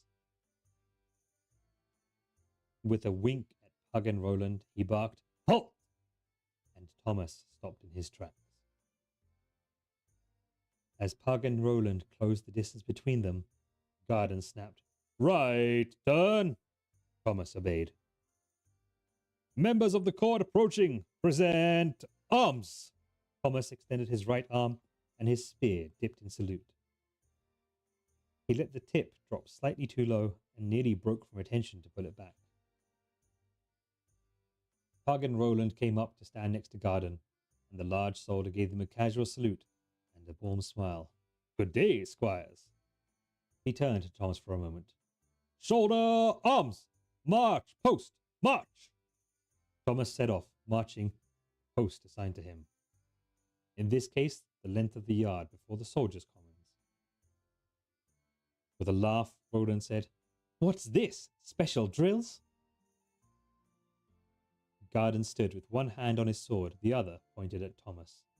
Swordmaster Fannin felt it might prove beneficial to a young warrior if someone was here to see his drilling didn't become sloppy from exhaustion or some other petty inconvenience. Dropping his voice a bit, he added, "He's a tough lad. He'll be fine, if a little footsore." "Why the special drilling?" asked Roland. Pug shook his head as Garden told him. "Our young hero lost 2 swords. The first was understandable, but the matter of the ship was vital, and in the excitement of the moment, such an oversight could be forgiven. But the second was found lying on the wet ground near the Pell the afternoon the Elf Queen and her party left. Young Thomas was nowhere in sight." Pug knew that Thomas had forgotten all about returning to his drilling when Garden had come with the hood for his firepot.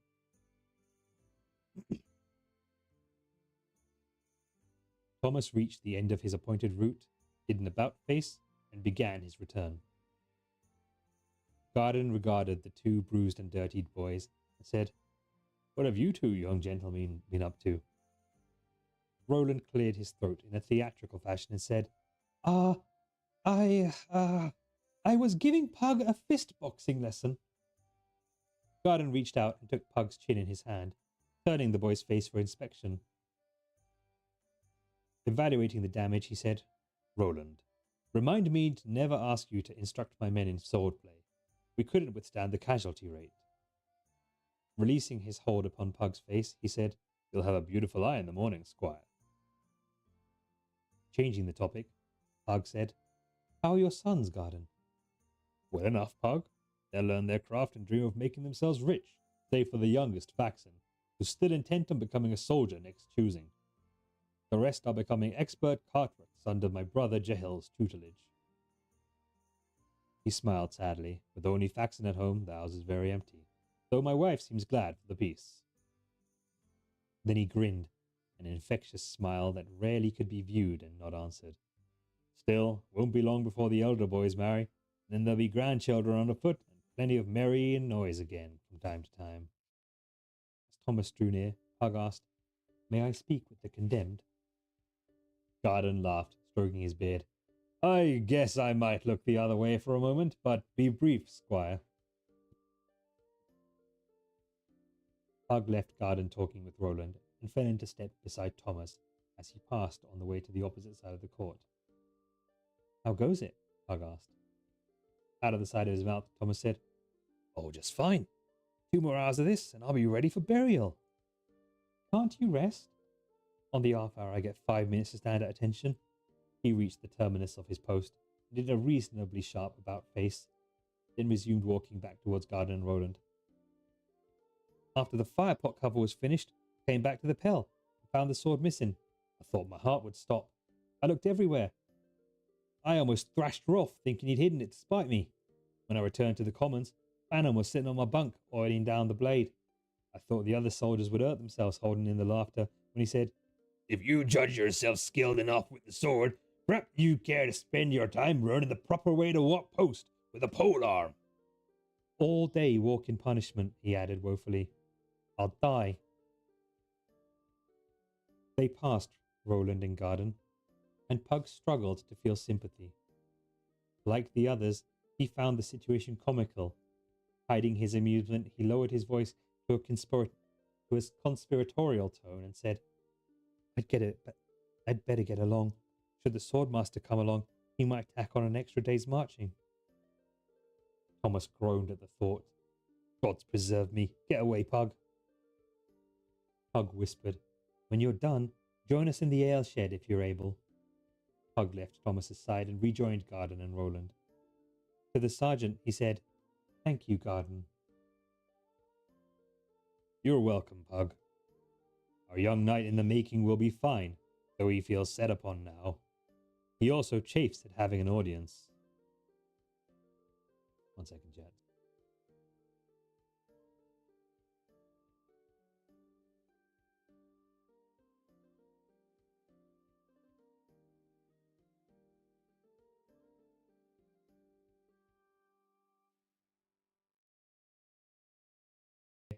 Read time with a dad. A special little book for you and me. How's it going, Grim? Roland nodded. Well, I expect he'll not be losing a sword again soon. Garden laughed. Too true. Master Fanon could forgive the first, but not the second. He thought it wise to see Thomas didn't make a habit of it. Your friend's the finest student the swordmaster has known since Prince Arutha. But don't tell Thomas that. Fanon's always hardest on those with the most potential.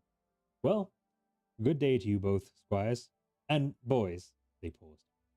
I won't mention the fist boxing lesson.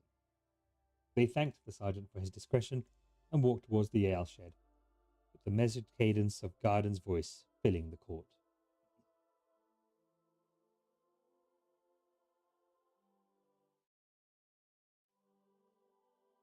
Pug was well into his second mug of ale, and Roland finishing his fourth when Thomas appeared through the loose boards.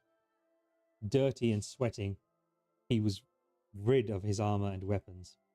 With a great display of fatigue, he said, The world must be coming to an end. Fanon excused me from punishment early. Why? Asked Pug. Roland lazily reached over to a storage shelf, next to where he sat upon a sack of grain, soon to be used for making ale, and got a cup from a stack. He tossed it to Thomas, who caught it, then filled it from the hogshead of ale that Roland rested his feet upon. Taking a deep drink, Thomas wiped his mouth with the back of his hand and said, Something afoot. Fanon swooped down, told me to put away my toys, and he dragged Garden off. He was in such an hurry. Pug said, Maybe the Duke is getting ready to ride east. Thomas said, Maybe. He studied his two friends, taking note of their freshly bruised countenances. All right, what happened? Pug regarded Roland, indicating he should explain the sad state of their appearance.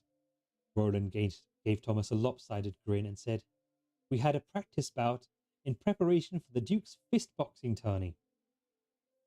Pug nearly choked on his ale and then laughed. Thomas shook his head. You two don't look a pair. But I know the princess. Pug and Roland exchanged glances. Then as one they leapt at Thomas and bore him to the floor under their combined weight. Roland pinned Thomas to the floor, and then, while Pug held him in place, took a half-filled cup of ale and held it high.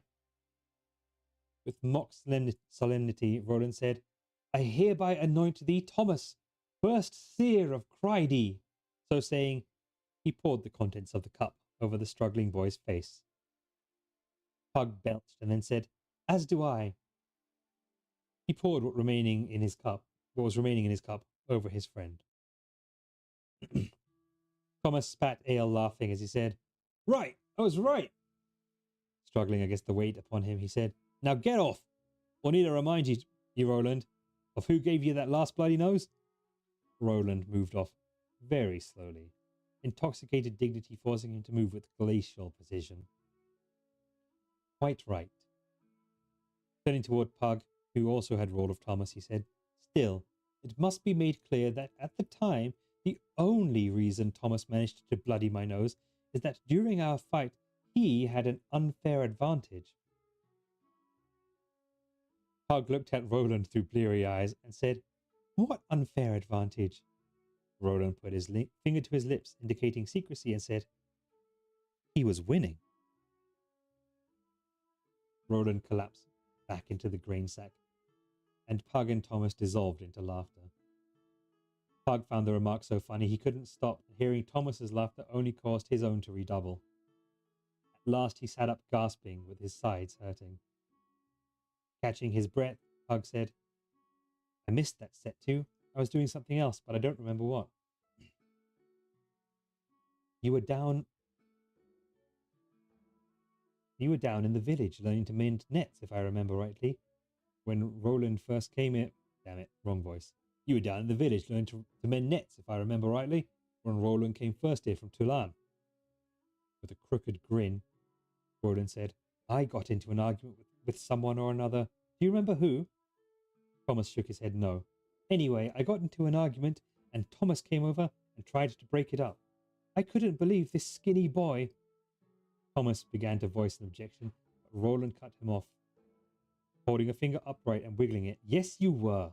Very skinny. I couldn't believe this skinny common boy would presume to tell me, a newly appointed member of the Duke's court, and a gentleman, I must add, the way to behave. So I did the only thing a proper gentleman could do under the circumstances. What? Asked Pug. I hit him in the mouth. The three laughed again. Thomas shook his head at the recollection, while Roland said, Then he proceeded to give me the worst beating I had had since the last time my father caught me out at something. That's when I got serious about fist boxing. With an air of mock gravity, Thomas said, Well, we were younger then. Pug refilled the cups. Moving his jaw in discomfort, he said, Well, right now I feel about 100 years old. Hey, buddy. You going to say hi to everyone? Hi. Look, we have a couple of new friends that you haven't met before. We got Squeaks. Hi, Squeak. And we got Grimnir. Hi, Grimnir. And who else do we have in our chat? Let's have a look. We got Diet Ellie. Hi, Della Daddy. Diet Ellie. Hi, Diet Ellie. There you go. Cinderlin. Hi, Cinderlin. Got all sorts of people in here. Hi, everybody. Saying hi and chilling out. Junior just got back from the Netherlands yesterday from his big adventure. Yeah. You really cold? Yeah. Okay, go wrap yourself in a blanket then. Are you hungry? No? We can have an enchilada if you'd like. No? Well, go get a towel and dry your hair for a start. That's making you cold. Okay? I'm going to put a towel over the Go do that. Yeah. And put some sockies on too, please.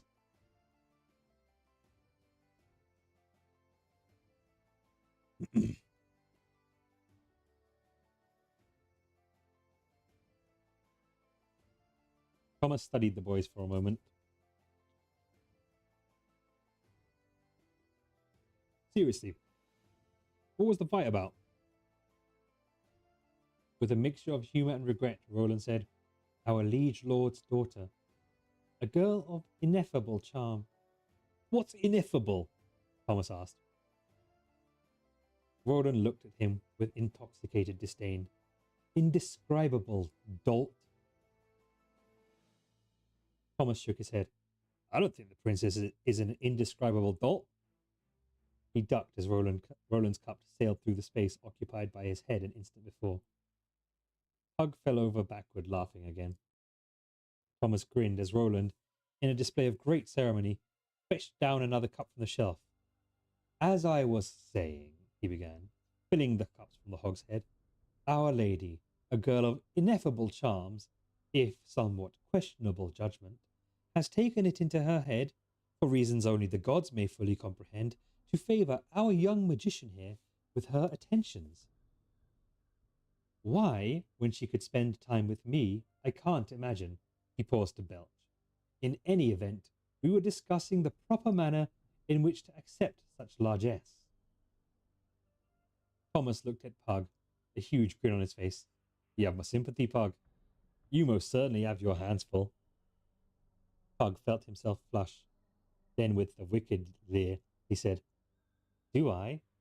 And what about a certain young apprentice soldier, well known hereabouts, who has been sneaking into the larder with a certain kitchen girl? He leaned back with a look of mock concern etched upon his face and added, I'd hate to think what would happen to him should Niala find out. Thomas's mouth fell open. You wouldn't. You couldn't. Roland lay back, holding his sides. Never have I seen such a fair impersonation of a freshly landed fish.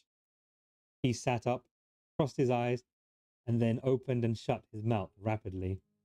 All three degenerated into helpless mirth again.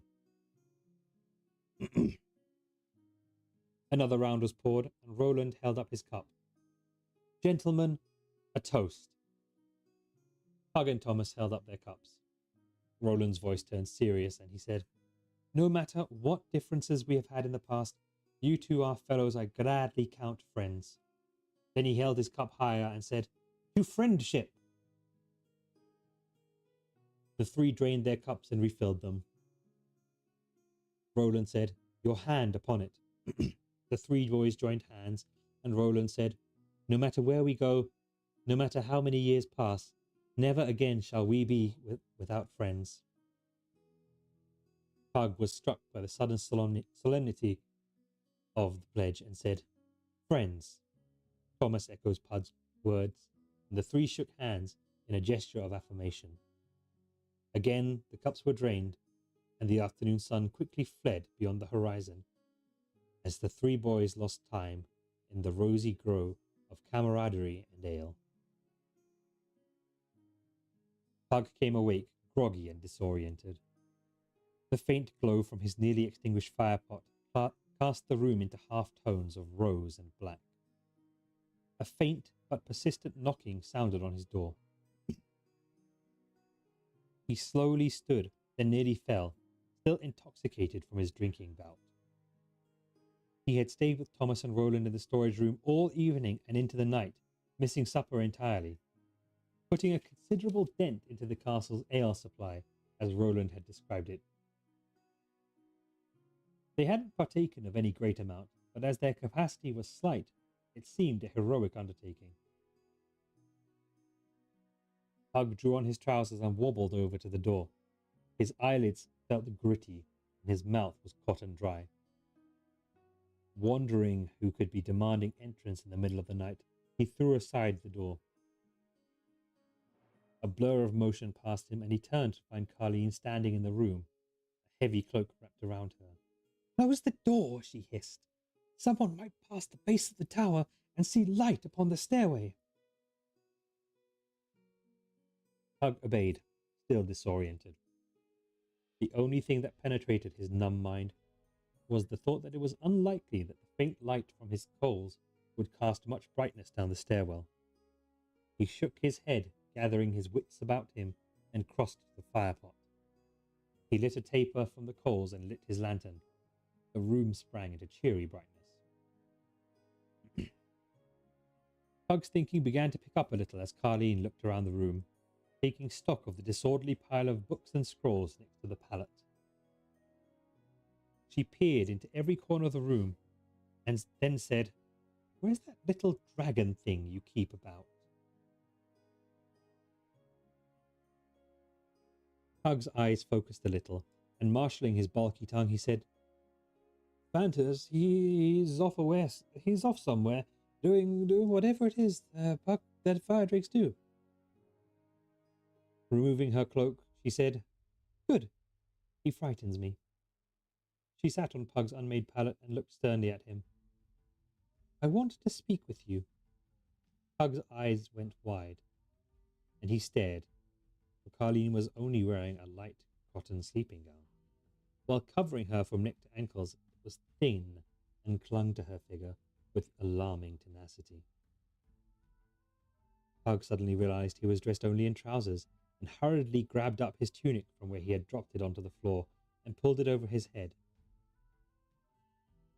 As he struggled with the shirt, the last shreds of alcoholic fog evaporated. Gods, he said in a pained whisper, should your father learn of this, he'd have my head. Not if you've the wits to keep your voice lowered, she answered with a petulant look. Pug crossed to the stool near his pallet, freed of his drunken wobble by the newly inspired terror. She studied his rumpled appearance and with a note of disapproval in her voice said, You've been drinking. When he didn't deny it, she said, When you and Roland didn't appear at supper, I wondered where you'd gotten yourselves off to.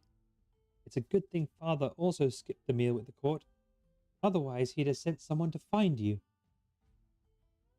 Pug's discomfort was growing at an alarming rate as every tale of what horrible fate awaits low-born lovers of noblewomen rushed back into his memory. That Carleen was an uninvited guest and that nothing untoward had occurred were niceties he didn't think the Duke would find particularly mitigating. Gulping down panic, Pug said, "Carleen, you can't stay here. You'll get us both into more trouble than I can imagine." Her expression became determined. "I'm not leaving until I tell you what I came to say."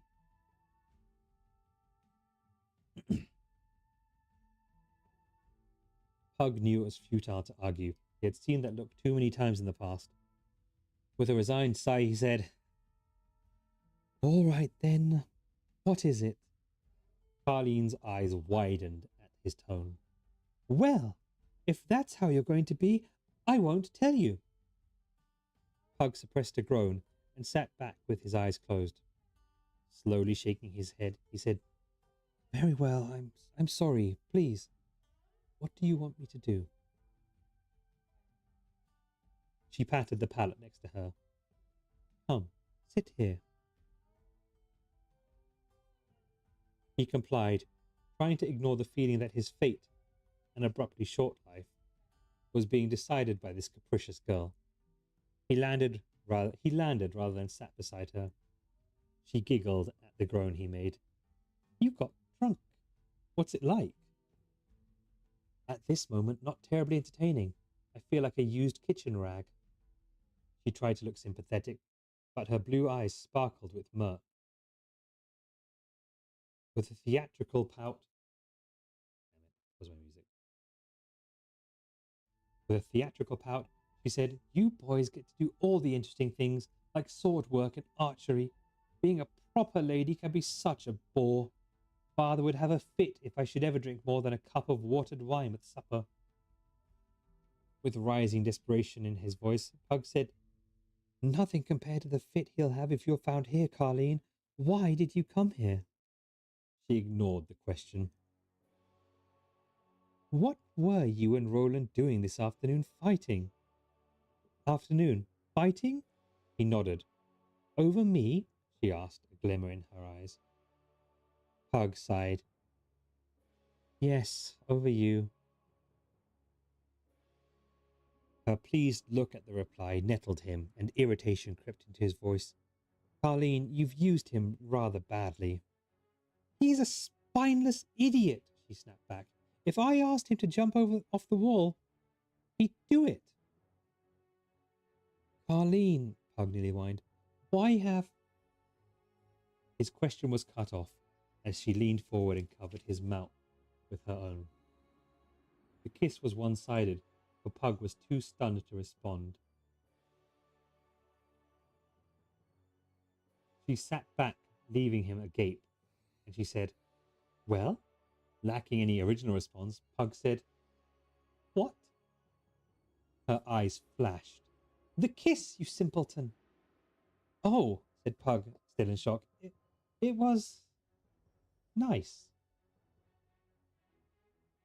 She rose and looked down on him, her eyes widening with mixed anger and embarrassment. She crossed her arms and stood tapping her foot, making a sound like a summer hail striking at the window shutters. Her tone was low and harsh. "Nice! Is that all you have to say?" Pug watched her, a variety of conflicting emotions surging inside.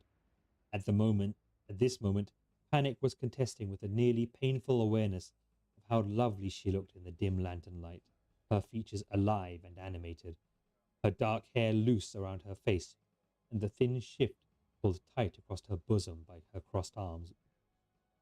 Her own confusion made his pose seem unintentionally cruel, which further fueled her petulance. "You're the first man, not counting father and my brothers, I've ever kissed, and all you can say is nice." Pug was unable to recover. Still awash with tumultuous emotions, he blurted, "Very nice." She placed her hands upon her hips, which pulled her nightdress in disturbing new directions, and stood looking down on him with an expression of open disbelief. In controlled tones she said, "I come here and throw myself at you. I risk getting myself banished to a convent for life. Pug noticed she failed to mention his possible fate. Every other boy, and not a slight number of the older nobles in the West, fall over themselves to get my attention, and all you do is treat me like some common kitchen drudge, a passing amusement for the young lord. Pug's wits returned, less of their own accord than from the realization Carleen was arguing her case a little more empathetically than was warranted. Suddenly struck with insight, there was a fair bit of dramatics mixed in with her genuine irritation. He said, Carleen, wait, give me a moment. A moment? I've given you weeks. I thought... I thought we had an understanding. Pug tried to look sympathetic as his mind raced. Sit down, please. Let me try to explain. See how much we've got left in this chapter. Okay. She hesitated, then returned to sit next to him. Somewhat clumsily, he took her hands in his own. Instantly, he was struck by the nearness of the girl, her warmth, the smell of her hair and skin. The feelings of desire he had felt on the bluffs returned with stunning impact, and he had to fight to keep his mind upon what he wished to say. Forcing his thoughts away from the hot surge he experienced, he said, Carleen, I do care for you, a great deal. Sometimes I even think I love you as much as Roland does, but most of the time I only get confused when you're around. That's the problem. There's so much confusion inside of me. I don't understand what it is I feel most of the time. Her eyes narrowed, for obviously this wasn't the answer she expected. Her tone was sharp as she said, I don't know what you mean. I've never known a boy so caught up in understanding things. Pug managed to force a smile. Magicians are trained to seek explanations. Understanding things is very important to us. He saw a flicker of comprehension in her eyes at this and pressed on. I have 2 officers now, both new to me. I may not become a magician in spite of Cargan's attempts to make me one, for I have trouble with a lot of my work. I really don't avoid you, you see, but with this much trouble I have, I must spend as much time at my studies as I can. Seeing his explanation was gaining little sympathy, he changed tactics. In any event, I have little time to consider my other office. I may end up another noble of your father's court, running my estates, small though they might be, caring for my tenants, answering calls to arms, and the rest. But I can't even think of that until I resolve this other matter, my studies of magic. I must keep trying until I'm satisfied I made the wrong choice, or until Cargan dismisses me, he added quietly. He stopped and studied her face. Her large blue eyes watched him intently. Magicians are of little consequence in the kingdom. I mean, should I become master magician, well, could you see yourself married to a magician, whatever his rank? She looked slightly alarmed. Quickly she leaned over and kissed him again, rupturing his already frayed composure. Poor Pug, she said, pulling away a little. Her soft voice rang sweetly to his ears. You don't have to be, a magician, I mean. You could have a land and title, and I know father could arrange others when the time was right. It's not a question of what I want, don't you see? It's a question of what I am. Part of the problem may be I haven't truly given myself over to my work. Cargan took me for his apprentice as much from pity as need, you know, and in spite of what he and Tali have said, I've never been really convinced I was especially talented. But perhaps I need to dedicate myself, commit myself to becoming a magician. He took a breath. How can I do that if I'm concerning myself with my estates or my officers or gaining new ones? He paused. Or you? Carleen bit her lower lip slightly, and Pug fought down the urge to take her in his arms and tell her everything would be all right. He had no doubt that once he did that, matters would quickly be beyond his control. No girl in his limited experience, even the prettier ones in the town, aroused such strong feelings in him.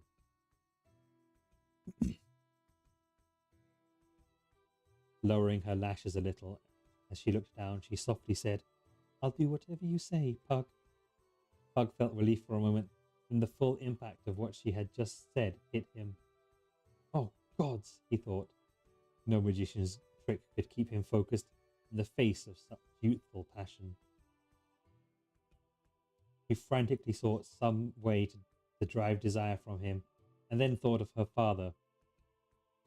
Instantly, an image of the scowling Duke of Cryde standing before the hangman's gibbet banished most of his lust. I think that's actually hangman's gibbet. I need to check. Taking a deep breath, Pug said, "In my own way, I do love you, Carleen." Her face became aglow, and for fending disaster, he plunged on. "But I think I should try to find out about myself before I try to make up my mind about the rest." His concentration was sorely tested as the girl seemed to ignore his remarks, being busy kissing his face. Then she stopped and sat back. Yeah, we've got ads coming up, so we're going to pause here.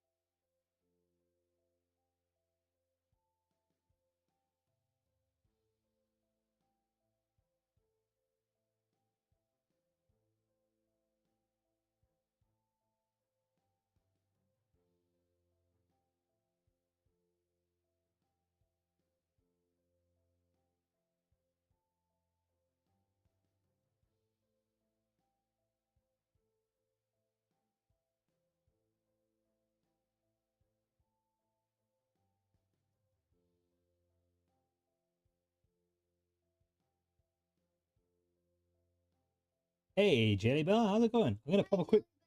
Jelly Bell. Jelly, that's a junior. I'm going to hit a quick be right back here. And you go pee. And folks, if you haven't gone pee for a while because you don't take care of your own bodily needs, please do the thing. Feed yourself, pee, poop, stretch. I'll be back in about 3 minutes.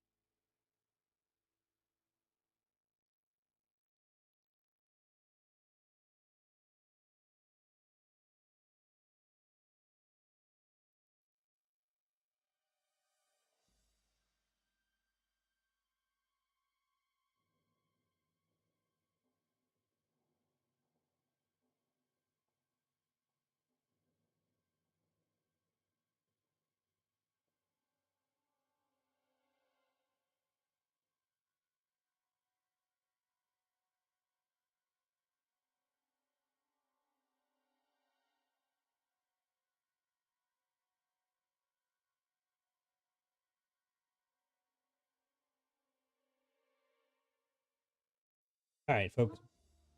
We are out of ads.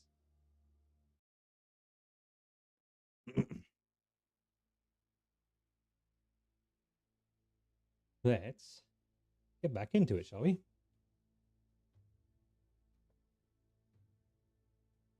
Jerry, if you're still here, we're reading this book, Magician by Raymond D. Feist. It is book 1 of a 30-book series called The Rift War Cycle. Also, there we go. That's the right angle. Maybe. There. And yeah, we're this far into it. So we're going to be doing these reading streams for quite some time.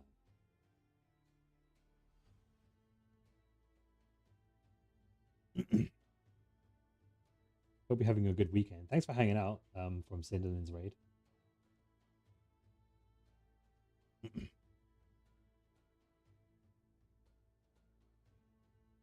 Then she stopped and sat back. Her happy expression it faded into one of thoughtfulness as her natural intelligence overrode her childish need to get everything she wanted. Comprehension came into her eyes as he said, "If I choose now, Carleen, I might always doubt the choice. Would you want to face the possibility I would come to resent you for the choice I made?" She said nothing for a while, then quietly said, "No, I don't think I could stand that, Pug." He breathed a sigh of relief as he felt the tension drain away. Suddenly the room seemed cold, and both of them shivered. Carleen gripped his hands tight, with surprising strength. He mustered a smile and said with forced calm, "I understand, Pug." She took a long breath, then softly added, "That's why I think I love you." Jack Pro 11, thank you very much for the raid. Welcome on in, Raiders. It's crazy to think that we're gonna be at the state wrestling tournament. A low budget dad, another dad. Love to see it. 28 hours or something. I don't know how time goes. Immediate follow Time for the fellow dad. I'm trying to play. Oh. This is when I want a soundboard because I'd be like.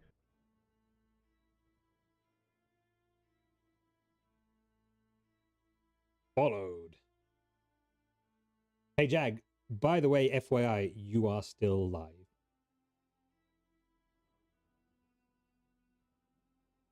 Just as an FYI.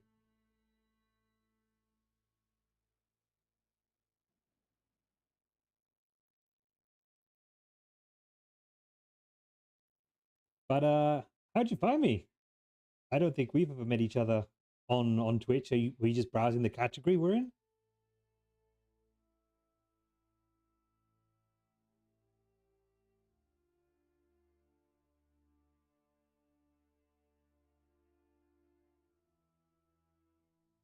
Feel free to introduce yourself. Let the people who are in here get to know you. Just done a reading myself. Was looking for others in writing and reading. So I'm very, very new to this category. Jag Pro and Co. Scaldmare 7, thanks for the first time chat. Rami, what a great name.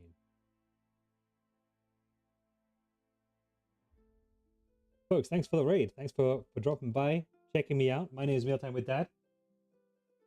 I usually do food and drink streams. I also do gaming streams, art streams. Art happens when I add a new game to my stream rotation. Let me show you. Ignore this be right back screen. When I add a game to the stream rotation, I take one of my emotes, I incorporate it into the game's arts, do skin tone changes as necessary, and then adjust the logo to contain the word Dad.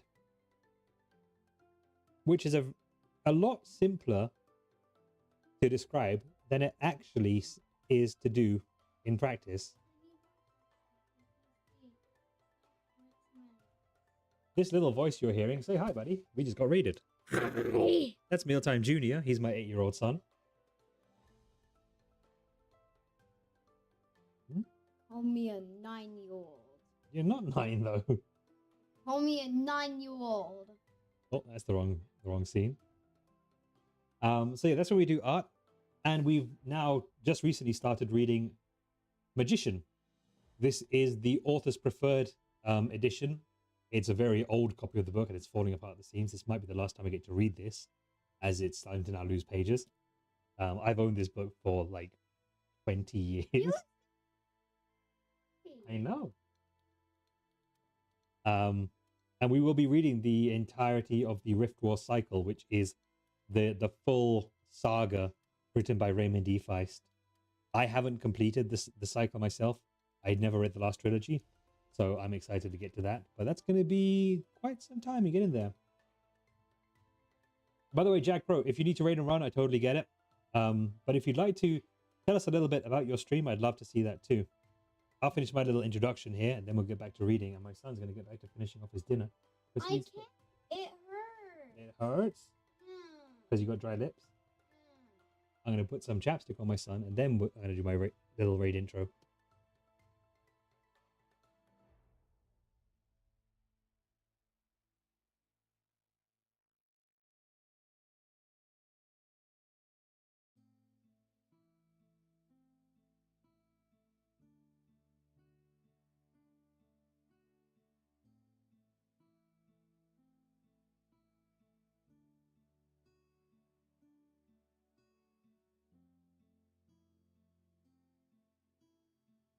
Oh, and also, this is Lady.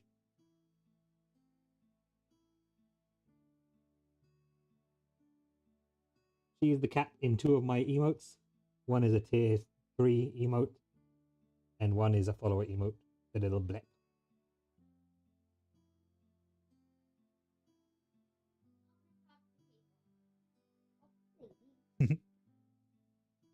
All right. I need you to eat. I need you to eat. Your mom's going to be real mad otherwise.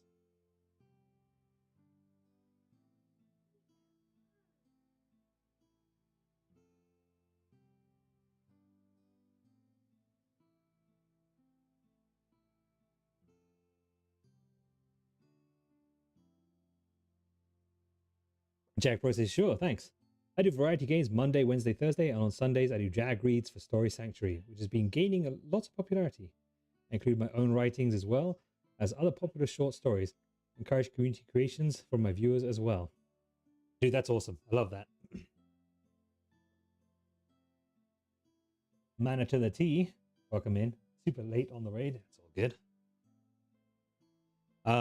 So yeah, as I was saying, I'm Mealtime with Dad. I do food and Uni, welcome in. Thank you for subscribing. Pretty much since the start of this stream, Uni was there on the ground floor when I started this little journey. Uni, look, I made enchiladas. Enchilada cam. I'm waving my hand on it. I guess I could just do this.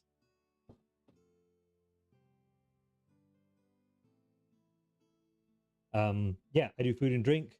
I'm a variety gamer. We're now doing reading, and we do a little bit of art. I stream Monday, Thursday, Friday, Saturday, Sunday. My stream schedule is about to change because my work hours have changed. I'll be doing morning streams and then probably some afternoon like evening streams, depending on how much energy I have left after the day's work. We'll take it as she goes for the first little bit of February.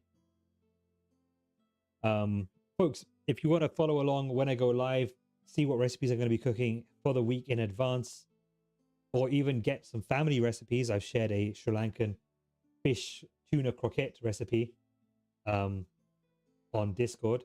Hit up !Discord.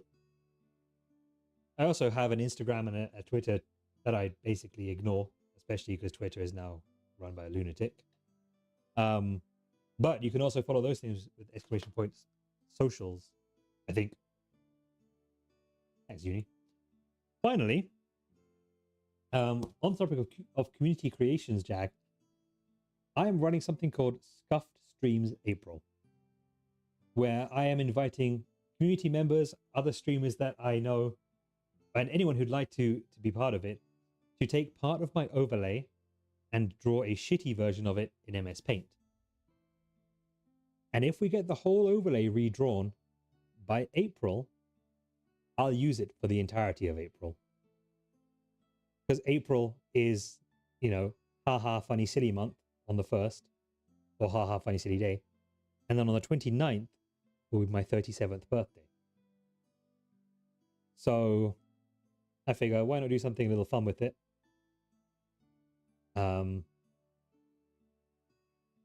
And yeah, that's the thing. I'll show you one of the submissions for Scuffed April already. We'll go over here with some stream lasagna. Look, here's my little scuffed PNG tuber that Maker's Mantle drew for me.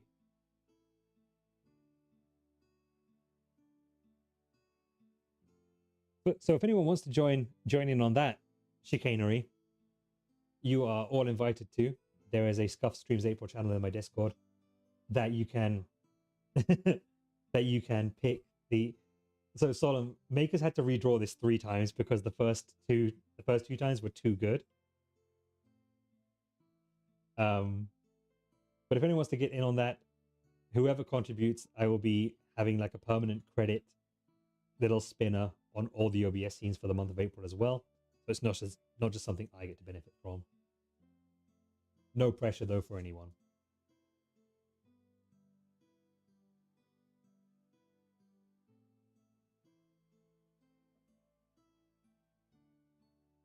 Okay, let's finish this chapter out.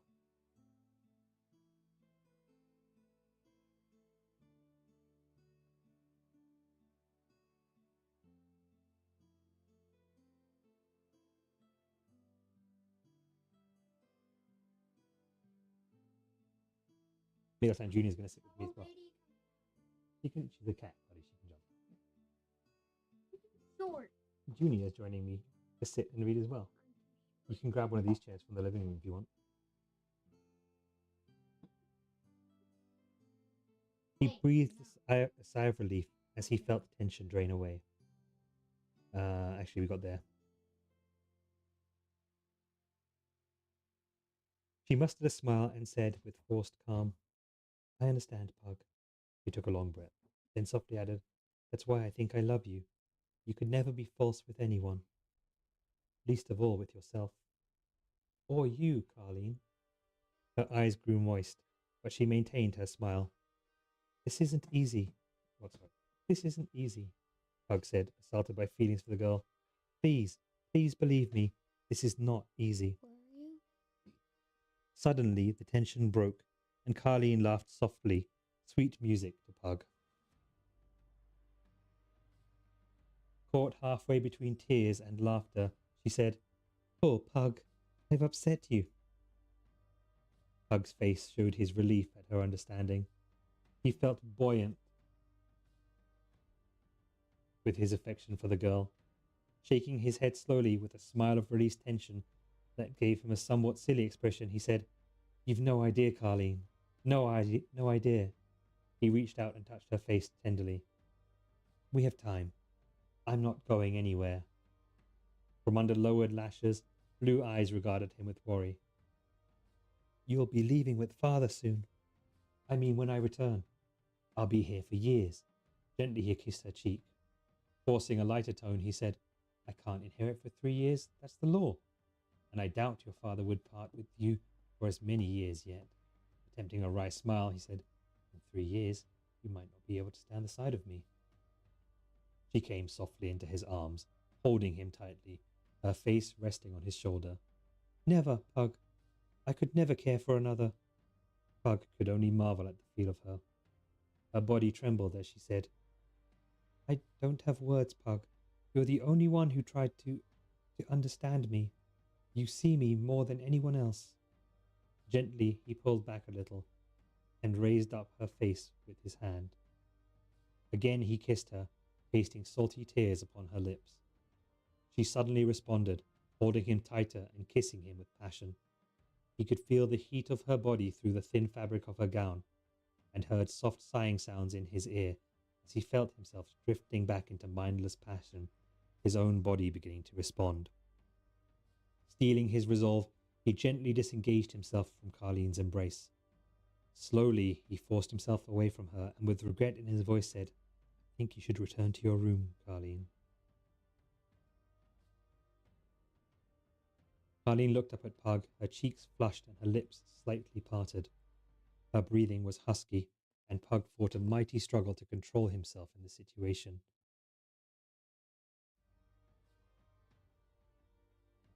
Where'd my music go? There it is.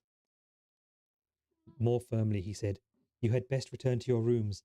Now." They rose from the sleeping pallet, each intensely aware of the other.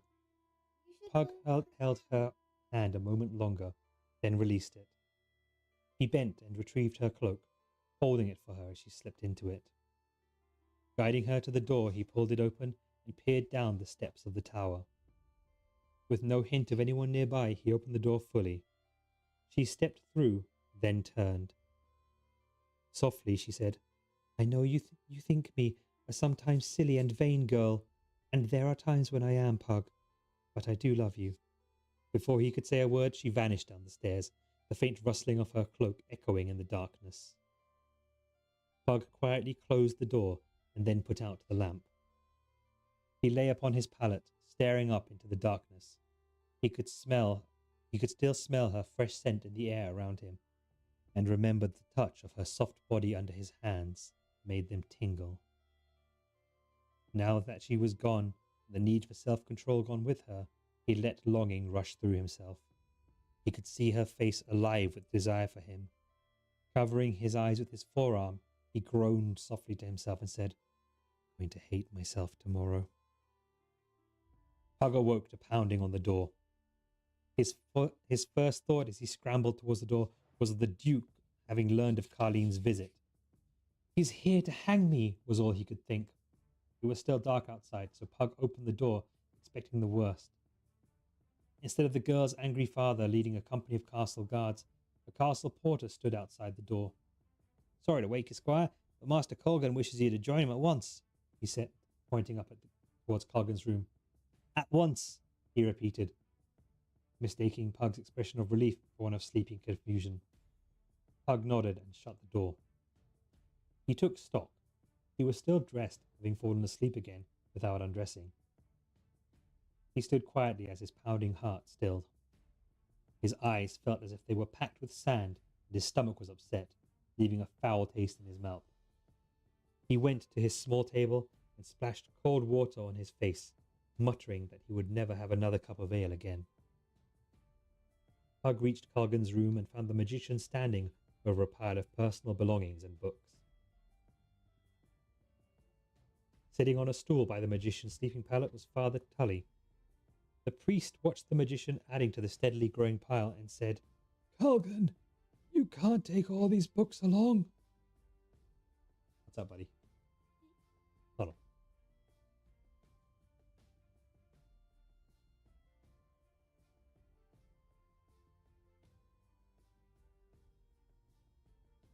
Right, that chat. I had to help my little son out.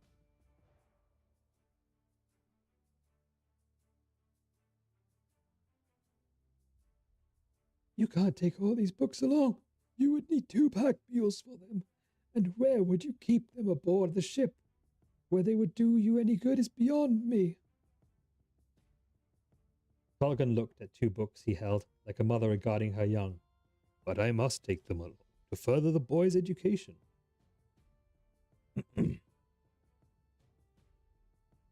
"Ah, so you'll have something to mull over around the campfires and aboard the ship, more likely.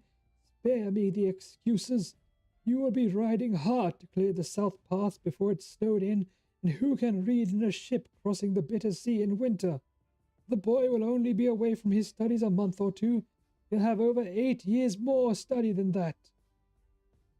After that, give him a rest."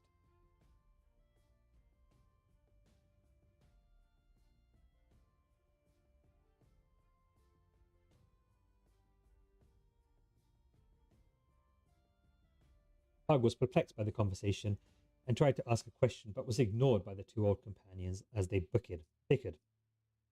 After several more remonstrations from Tully, Cargan surrendered. I suppose you're right, he said, tossing books onto his pallet. He saw Pug waiting by the door and said, What? Still here? Pug said, You haven't told me why you sent for me yet, Cargan. Oh, Cargan said, eyes blinking wide, like those of a barn owl caught in a bright light. I haven't? Pug nodded. Well then, the Duke orders us ready to ride at first light. The dwarves have not answered, but he will not wait. The North Pass is almost certain to be closed, and he fears snow in the South Pass. Cargan added as an aside, which he should. My weather nose tells me snow is nearly here. We are in for an early and hard winter. Charlie shook his head as he stood up. This from the man who predicted drought 7 years ago when we had the worst flooding in memory. Magicians, charlatans, all of you. He walked slowly to the door, then stopped to look at Cargan, his mock irritation replaced by genuine concern. Though you are right this time, Cargan, my bones ache deeply. Winter is upon us. Tully left, and Pug asked, We're leaving? With exasperation, Cargan said, Yes, I just said so, didn't I? Get your things together, and quickly. Dawn's less than an hour away. Pug turned to leave when Cargan said, Oh, a moment, Pug. The magician crossed to the door and glanced through it, ensuring Tully was down the stairs and out of earshot. Cargan turned to Pug and said, I have no fault to find with your behavior, but should you in the future find yourself with another late-night caller, I suggest you not subject yourself to further testing. I'm not so sure you would do as well a second time. Pug blanched. You heard? Cargan pointed to a spot where the floor and wall met. That firepot thing of yours exit the wall about a foot below here, and it seems a marvelous conduit for sound. Absently, he said, I'll have to look to see how it conducts sound so well when we return. Returning to the boy, he said, In any event, I was working late and didn't mean to eavesdrop, but I heard every word. Pug flushed. Cargan said, I don't mean to embarrass you, Pug. You acted rightly and showed surprising wisdom. Putting his hand upon Pug's shoulder, he said, I'm not one to advise you in such matters, I fear, as I've had scant experience with women of any age, let alone such young and headstrong ones. Looking Pug in his eyes, he said, But this much I do know. It is impossible in the heat of the moment to understand the long-term consequences. I am proud you were able to do this. Pug smiled self-consciously. It was easy enough, Cargan. I just kept my mind focused on something. What? Capital punishment. Cargan laughed, a sharp, barking sound, then said, Very well, but the potential for disaster would be as high for the princess, too. A city-bred noblewoman of the Eastern Court may indulge herself in as many lovers of any rank that she can enjoy while maintaining discretion. But the only daughter of a frontier duke who is closely related to the king has no such luxury. She must be above suspicion in all things. Even suspicion could harm Carleen. One who cares for her would take that into consideration. Do you understand? Pug nodded, fully relieved now that he had resisted temptation the night before. Good. I know you'll be careful in the future. Cargan smiled. And don't mind old Tully. He's just cross because the Duke ordered him to stay behind. He still thinks he's as young as his acolytes. Now run along and get ready. Dawn's less than an hour away. Pug nodded and hurried off, leaving Cargan to regard the piles of books before him. With great regret, he picked the nearest one up and placed it on a nearby shelf. After a moment, he grabbed another and stuffed it into a sack. Just one won't cause any harm, he said to the invisible spectre of Tully, shaking his head in disapproval. He put the rest of the books back on the shelf, save for the last volume, which he shoved into the sack. All right then, he said defiantly. Who? Chapter 8 is called Journey, and we'll pick up next time for that. We are gonna raid someone. Someone. You know what? We're gonna raid my friend Zill Live. He is a brand new streamer, hasn't even got affiliate yet. I'm gonna write a little custom raid message. I hope you'll all blow up my friend Zill Live's chat with it. So give me 2 seconds here.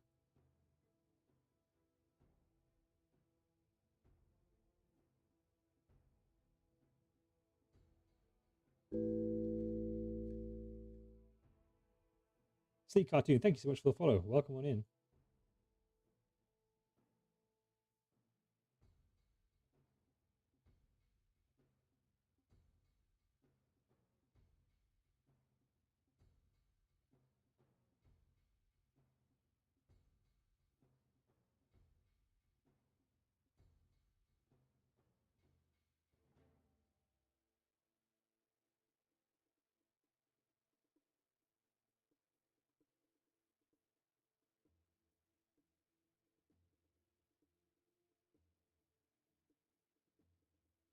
Okay. Here's the raid message. Mealtime Junior's back in town. He's turning his dad's frown upside down. Now's the time. Now it's time to go to bed. Look after the degens. Make sure they're fed.